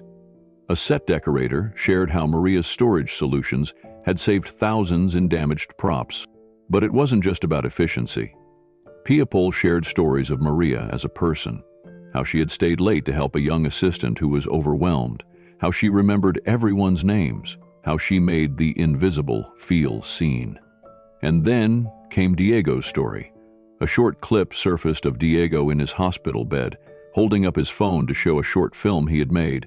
Cardboard sets, stop-motion animation, a spaceship crafted from recycled materials. His narration was soft but filled with determination. "My mom says you don't need fancy equipment to tell a good story," Diego said into the camera. "You just need people who believe in you." The video spread like wildfire. By evening, local news stations were running the story. Headlines appeared. "Studio consultant faces deportation despite transforming operations." Public outrage flooded in. Comments poured across every platform. How do you deport someone who's saving an industry from the inside? Maria Ortiz is the blueprint for how companies should treat workers. The studio found itself in the middle of a PR storm. At an emergency leadership meeting, Keanu sat at the head of the table, calm but unrelenting. "We have two choices," he said. "We can watch this unfold from a distance, or we can stand beside Maria publicly." An executive raised a hesitant hand. "Keanu, we support her, but immigration cases are tricky. Getting involved publicly could what?" Keanu interrupted, his tone razor-sharp. "Could cost us investors? I'll tell you what'll cost us more, losing the trust of every single person who makes this studio run." The room fell silent. Within an hour, the studio released an official statement. "Maria Ortiz is an irreplaceable member of our family. We fully support her legal case and will exhaust every resource to ensure she remains where she belongs with us."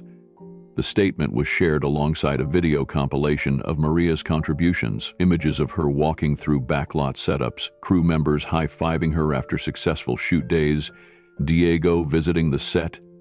It wasn't a press release. It was a rallying cry. Maria sat in her small apartment that night, phone buzzing non-stop. The fear hadn't left, but something new was pushing against it. Hope. The overwhelming realization that she was no longer invisible. She was no longer fighting alone. Keanu called just before midnight. His voice was calm, but filled with something deeper. "The world sees you now, Maria, and they're not going to let you go." Maria's voice trembled, but this time with gratitude. "I've spent so long being afraid, Keanu, but tonight I think I believe you." "You should," Keanu said, "because tomorrow we fight back." Maria sat backstage, staring at the folded piece of paper in her lap. The paper was blank. She had tried over and over to write a speech, but every time she picked up a pen, her hand froze. What could she possibly say to a room full of studio executives, producers, and industry leaders? She wasn't a speaker. She was a worker, a mother, a woman who had spent the last few years blending into the background. Now, they wanted her to stand under the spotlight. Keanu's voice came from behind, calm and reassuring. "You don't need a speech, Maria." She looked up at him, her heart pounding. "I'm not like them, Keanu. I don't belong on that stage." He crouched beside her, his tone steady. "Stage isn't for people who fit in. It's for people who change things. You've already done the hard part. Tonight, you're just telling the truth." Maria wanted to believe him, but the weight of it all pressed on her chest. The deportation order still loomed. Diego was still recovering. She had spent so long hiding that the idea of standing in front of hundreds of people felt like peeling off her skin. But Keanu wasn't giving her a pep talk. He wasn't trying to make it sound easy. He was simply there, believing she could do this, whether she believed it yet or not. Her name was announced. Maria stood up, her legs trembling as she walked toward the stage. The spotlight hit her, blinding and hot. For a moment, she couldn't move. The audience blurred into a sea of unfamiliar faces. Then, in the first row, she spotted Diego. He was seated next to Mrs. Rodriguez, his small hands clasped together, his wide eyes locked on her. His face was pale from recovery, but his expression was full of pride. He gave her a tiny thumbs up. Maria took a breath. "I wasn't supposed to be here," she began, her voice quiet but steady. "Not on this stage. Not in this room. For years, I believed that the only way to survive was to stay invisible. Do your job. Keep your head down. Don't let them see you struggle." The room was silent. I used to clean this studio at night. I knew every corner. I knew where the air vents rattled. I knew which doors squeaked, and I knew which doors squeaked. And I knew which workflows were broken, because I had to work around them every shift. She felt the tension in her chest loosen slightly. But no one asked me. No one thought the janitor had ideas worth hearing. Maria paused, her hand instinctively clutching the edge of the podium. Then, one night, everything collapsed. My son got sick, we lost our home, and I found myself sleeping on the floor of a bathroom because I didn't know where else to go. That's where Keanu found me. Not because he was looking for an innovator, he was just looking for a restroom. The crowd chuckled softly. Maria smiled, a real, unguarded smile. But that night, for the first time, someone saw me. Not as a cleaning lady, not as a problem to solve, just as a person, a mother, someone with ideas, with dignity, with potential. Maria's voice grew stronger as she continued. "Since that night, I've had a seat at tables I never imagined sitting at, not because I had the perfect resume, but because I had something else. Perspective. I knew where things were breaking because I had spent years stepping over the cracks. I wasn't trained in a classroom. I was trained in the hallways, in the silence of night shifts, in the small spaces where no one thought to look." The audience sat motionless, hanging on her every word. "I used to believe that talent was something people found in corner offices or fancy job titles. But I've learned that's not true. Talent isn't found in job titles, it's found in overlooked places. It's found in people who stay late to fix problems no one else notices. It's found in the single mother who can build a system out of chaos because she has no other choice. It's found in janitors, in stagehands, in assistants, and anyone who dares to care." A murmur of agreement moved through the crowd. Maria's breath hitched, but she steadied herself. "I'm not here tonight because I'm special. I'm here because someone chose to believe that my ideas mattered. And I want to say this to every person who's ever felt invisible. You are not invisible. Your work matters. Your ideas matter. You just need someone to listen." The auditorium fell into a deep hush. For a split second, Maria feared she had said too much, or not enough. But then it happened. The audience stood. Row after row, the crowd rose to their feet in a standing ovation that echoed through the entire building. The applause wasn't polite, it was thunderous, relentless, a wave of affirmation that swept over Maria, washing away years of silence and fear. Maria's hands trembled as she stepped back from the microphone, overcome by the weight of the moment. She glanced toward the wings of the stage. Keanu was there, standing off to the side, his arms crossed, a soft, knowing smile on his face. He didn't applaud dramatically or draw attention to himself. He simply nodded, his eyes telling her what words couldn't. "You did this. You own this moment." Maria's heart swelled, not with pride, but with something deeper. This wasn't just her moment. It was Diego's. It was every unseen worker's. It was a crack in the wall that had kept people like her out for far too long. As she left the stage, people reached out to shake her hand, to thank her, to tell her how her words had hit them. But Maria's steps were steady. She had nothing to prove anymore. She had spoken her truth, and the world had listened. Backstage, Keanu met her with a simple embrace. "You are never invisible, Maria," he whispered. "Tonight, the world just caught up." Maria closed her eyes and let the moment sink in. For the first time in her life, she wasn't surviving. She was soaring. The announcement came just 2 weeks after Maria's speech, but its impact would ripple far beyond the studio walls. It was held in the same auditorium where Maria had stood, trembling, in front of a sea of executives. But today, the room was filled with a different kind of energy. Cameramen positioned themselves along the aisles, Crew members, office staff, and even local media outlets filled the seats. This wasn't a press conference, it was a declaration of intent. Keanu took the stage, dressed as always in a simple black shirt and jeans. No podium, no teleprompter. Just his calm presence and a microphone. "For too long," he began, "the best ideas in business have been trapped in boardrooms, but the people who live the problems are often the ones holding the solutions." He paused, scanning the crowd, making sure his words landed. "Today, we're changing that." The room fell silent. "I'm proud to announce the launch of the Ortiz Initiative, a program designed to hire workers from underprivileged backgrounds as innovation consultants across multiple industries, from film sets to manufacturing plants, from tech offices to hospitals. We're going to find the voices that have been ignored and give them the platform they deserve." A wave of applause filled the room, but Keanu wasn't done. "And there's no one better to lead this than the person whose journey taught us all how much brilliance is being overlooked every day." He turned toward the wings of the stage. "Maria Ortiz, would you join me?" Maria stepped onto the stage, her steps steady, her face calm. There was no trembling this time, no imposter syndrome. She wasn't being invited to the table. She was taking her place at the head of it. Keanu smiled at her, then stepped back, letting her take the spotlight. Maria faced the crowd, microphone in hand. "I don't have a degree in management. I don't have a title with fancy initials after my name. What I do have is experience. Experience in seeing problems up close, in finding solutions because no one else would." She took a breath. "The Ortiz Initiative isn't just about me.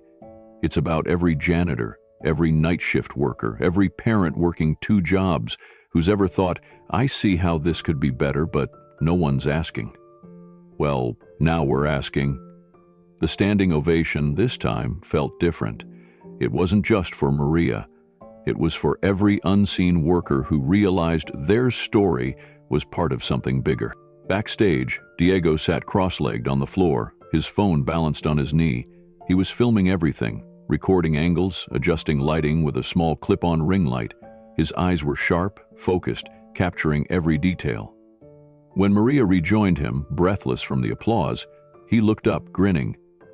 "I'm calling it the people who fix things," he said, showing her the storyboard sketches on his tablet. Maria smiled, brushing his hair back gently. "That sounds perfect." Diego's passion had ignited like wildfire.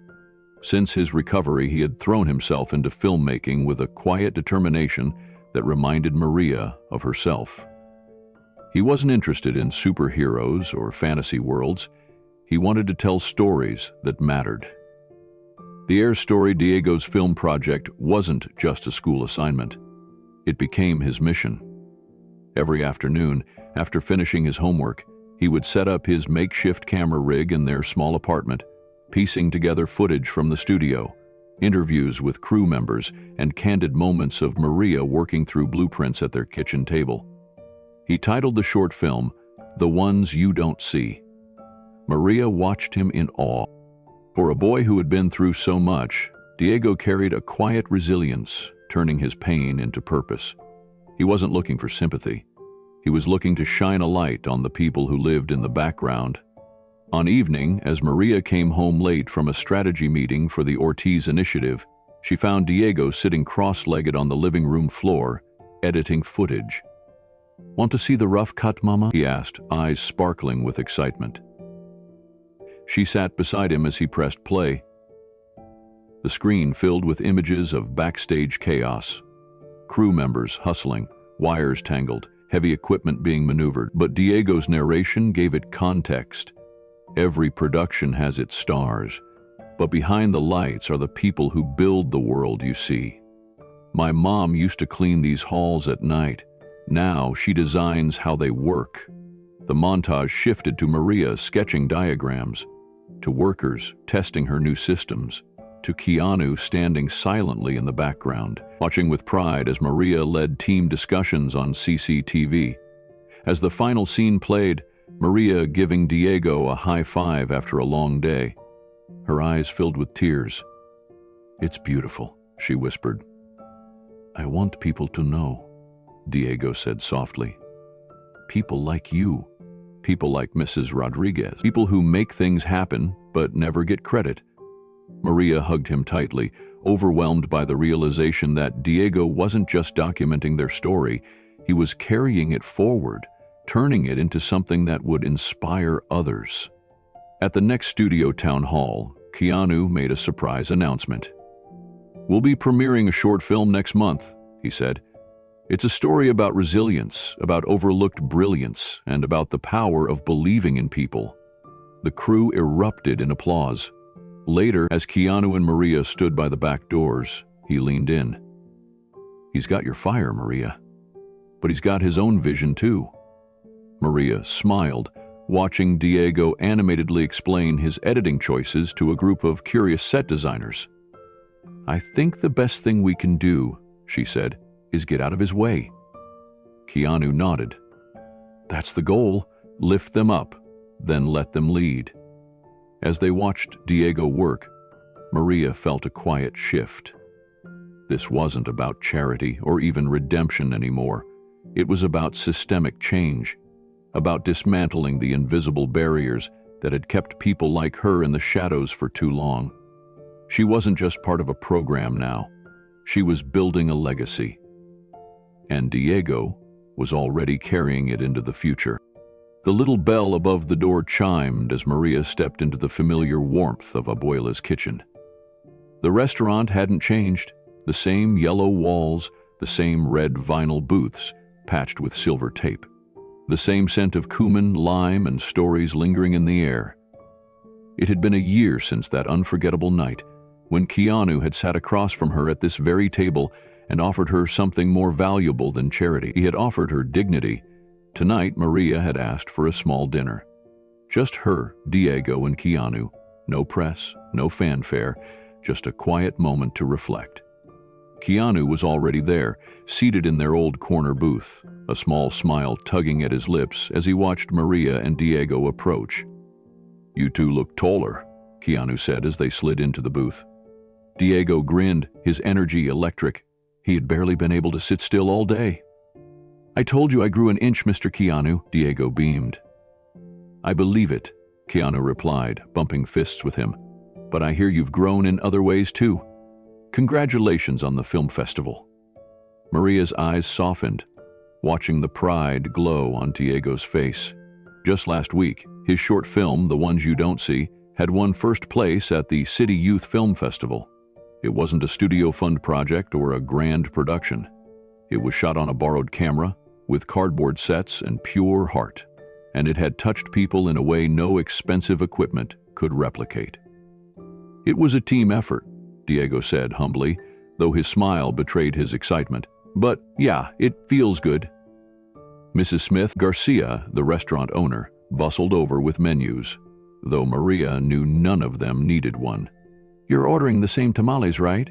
Mrs. Garcia asked with a knowing grin. You remember, Keanu said with a soft chuckle. How could I forget the night the movie star sat in my corner booth? She teased, then leaned in and whispered to Maria. You both changed this place's luck, you know. People come in now asking to sit in the booth.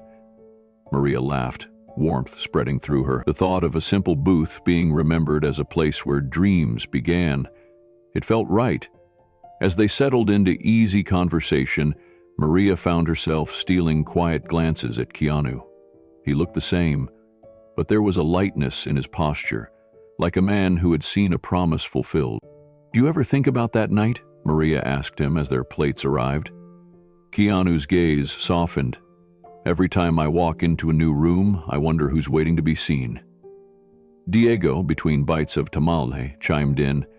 That's how the best stories start, right? You open a door and find someone unexpected.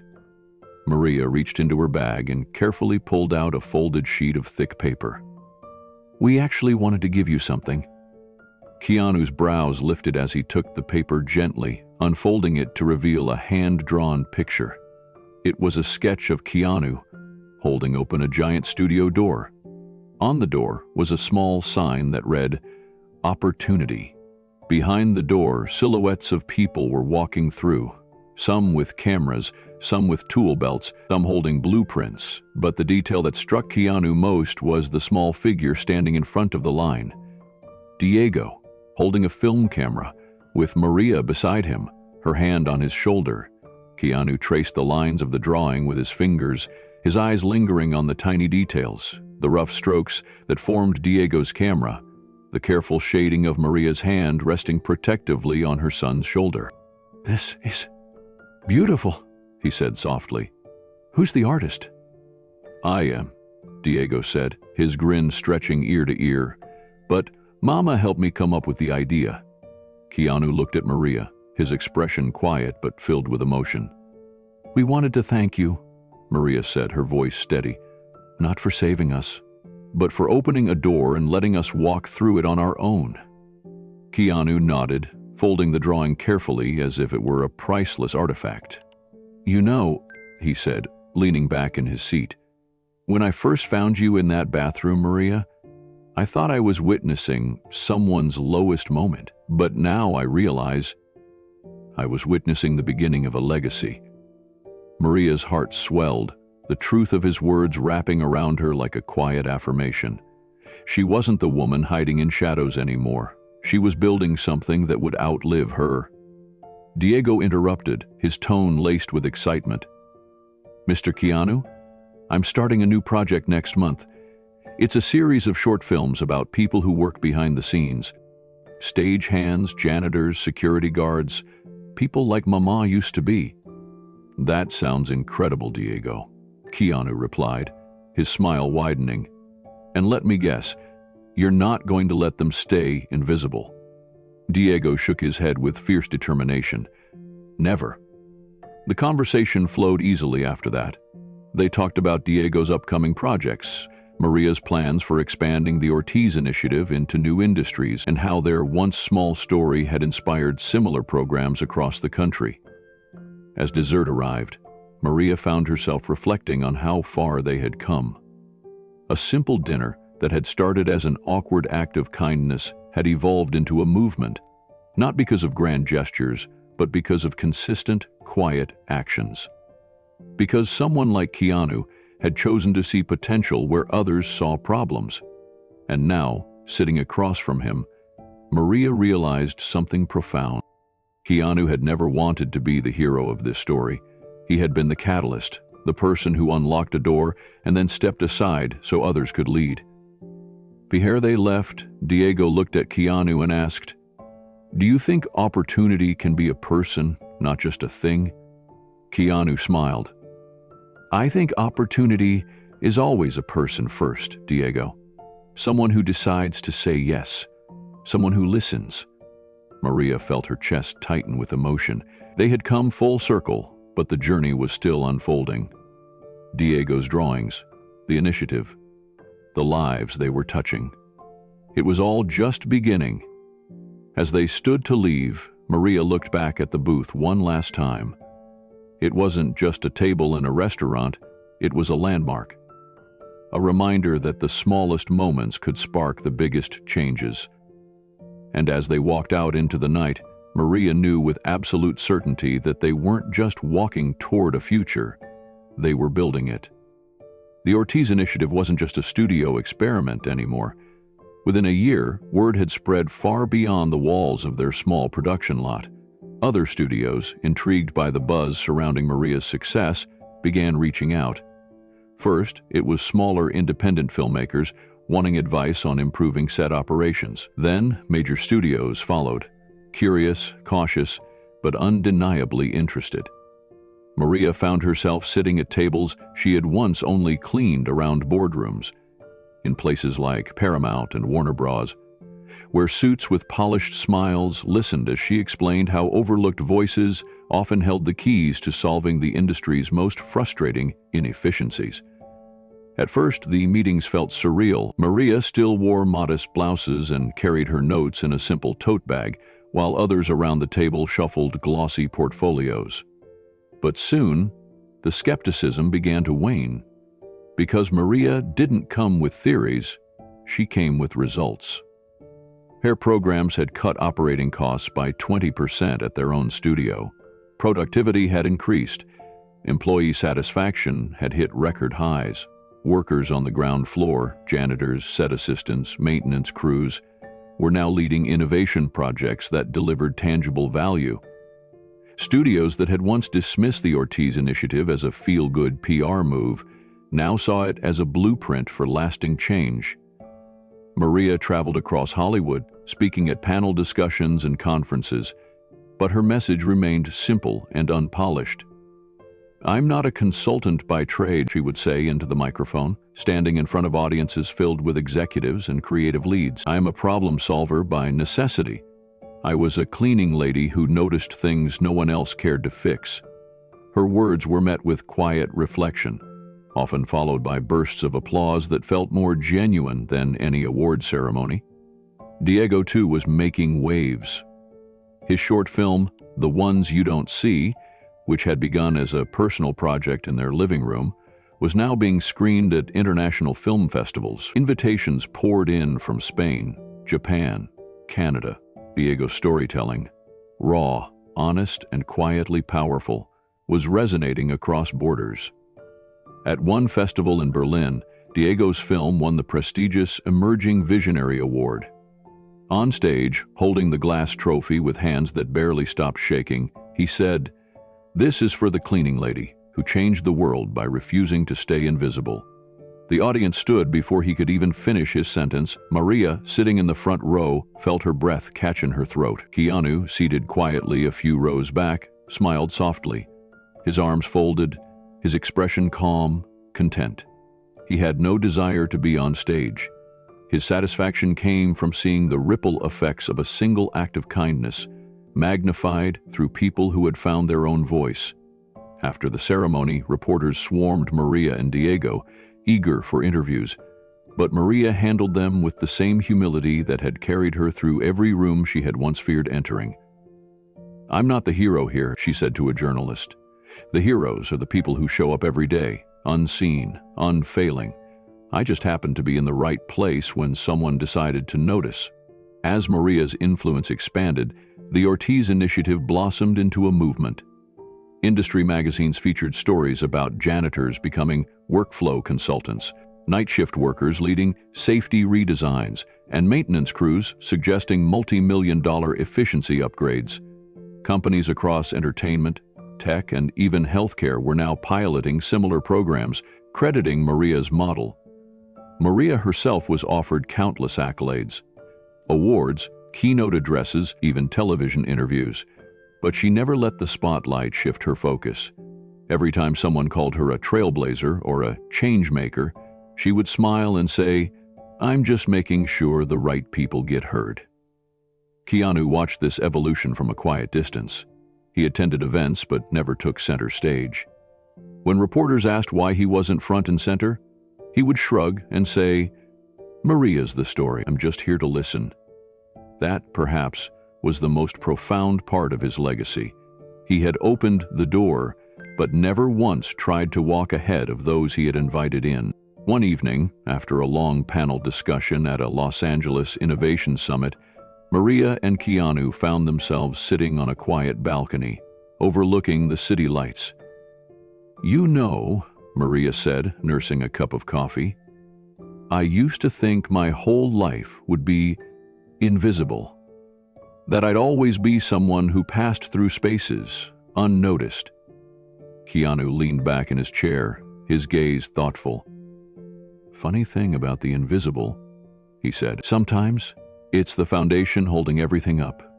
Maria smiled, the weight of those words sinking in. "Do you miss being behind the camera?" she asked him. Keanu chuckled. "I'm still behind the camera, just in a different way now." Their conversation was interrupted by Diego, who bounded onto the balcony, holding his phone with a bright grin. "Mama, Mr. Keanu, you have to see this," he said, thrusting the screen toward them. It was an article, front page of a major entertainment journal. The headline read, "From Janitor to Industry Architect, How Maria Ortiz Redefined Innovation." Below it, a sub-headline caught Maria's breath. "Studios worldwide adopt Ortiz initiative model." Keanu raised his eyebrows, impressed. Diego's eyes sparkled with pride. "See? You're changing the world, Mama." Maria's heart swelled. But she wasn't thinking about awards or headlines.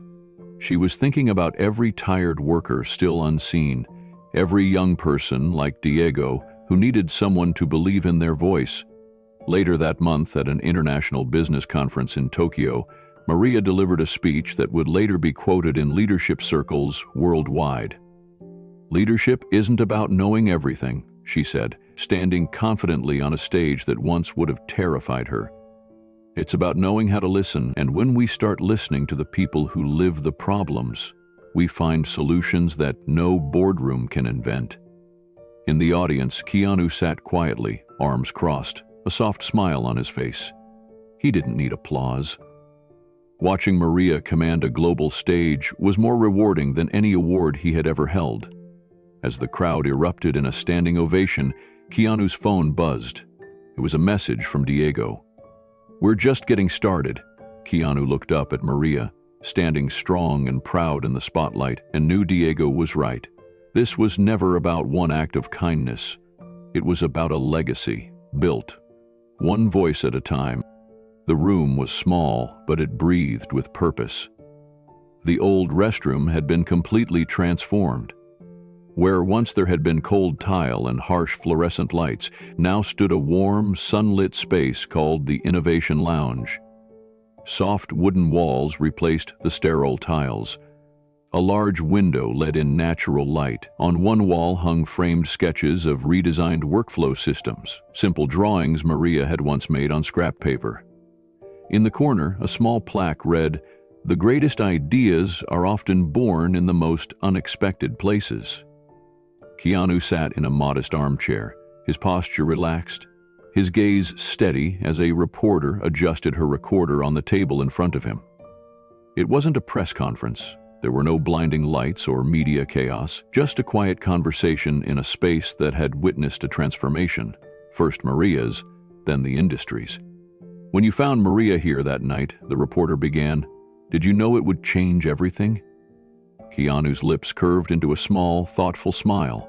His eyes, reflecting the soft afternoon light, held no trace of ego or self-importance, just clarity. "I knew it would change me," he said quietly. "The rest was up to Maria." The reporter paused, surprised by the simplicity of his answer. But Keanu didn't elaborate. He didn't need to. The room itself told the story. From a place of invisibility had emerged a movement that now spanned industries and continents. He stood up and walked toward a framed photograph near the door. It was a candid shot, a moment caught by Diego during one of his filming sessions. In it, Maria stood at a whiteboard, surrounded by crew members, explaining a new workflow design. She wasn't holding a title or a degree in that photo. She was holding attention, respect, and the power of her own voice. "That's my favorite picture," Keanu said, gesturing to it. "Because that's leadership. Not standing in front of people because you want to, but because you have something worth saying." The reporter's next question was lost in the quiet ambiance of the lounge. It wasn't about statistics or program metrics. It was a human story now, about how seeing someone, truly seeing them, could alter the course of countless lives. As the interview wrapped up, Keanu leaned back against the doorframe, hands in his pockets. His voice, calm yet resonant, filled the space with a quiet challenge. "It all started with a sandwich and a conversation," he said. "We didn't fix the world that night, but we opened a door. Maria walked through it, then she held it open for others. That's how change really works." He paused, his gaze direct yet inviting. "And now I want to ask you something." The camera zoomed in slowly, capturing the sincerity in his expression. "Who in your life deserves to be seen? Maybe it's someone who works behind the scenes. Maybe it's someone who never asks for recognition, but their ideas, their heart, their effort, it's there, waiting." Keanu's tone remained gentle, but the weight of his words lingered in the air. "I want you to share their story in the comments," he said, Tell us about the person in your life who's making a difference quietly, without applause.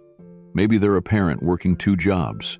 Maybe they're a friend who always shows up when no one else does. Or maybe they're just waiting for someone like you to see them. He smiled, the kind of smile that wasn't crafted for cameras, but came from a place of genuine belief. Because I promise you, when we start seeing each other, everything changes. The camera pulled back, revealing the full space again. The Innovation Lounge wasn't just a room anymore. It had become a symbol, a quiet monument to the idea that every person mattered. Every overlooked suggestion, every unheard voice had the potential to build something extraordinary. On a nearby shelf sat Diego's latest film award, gleaming softly beneath a spotlight. Below it, Maria's first notebook, filled with sketches and handwritten notes, lay encased in glass.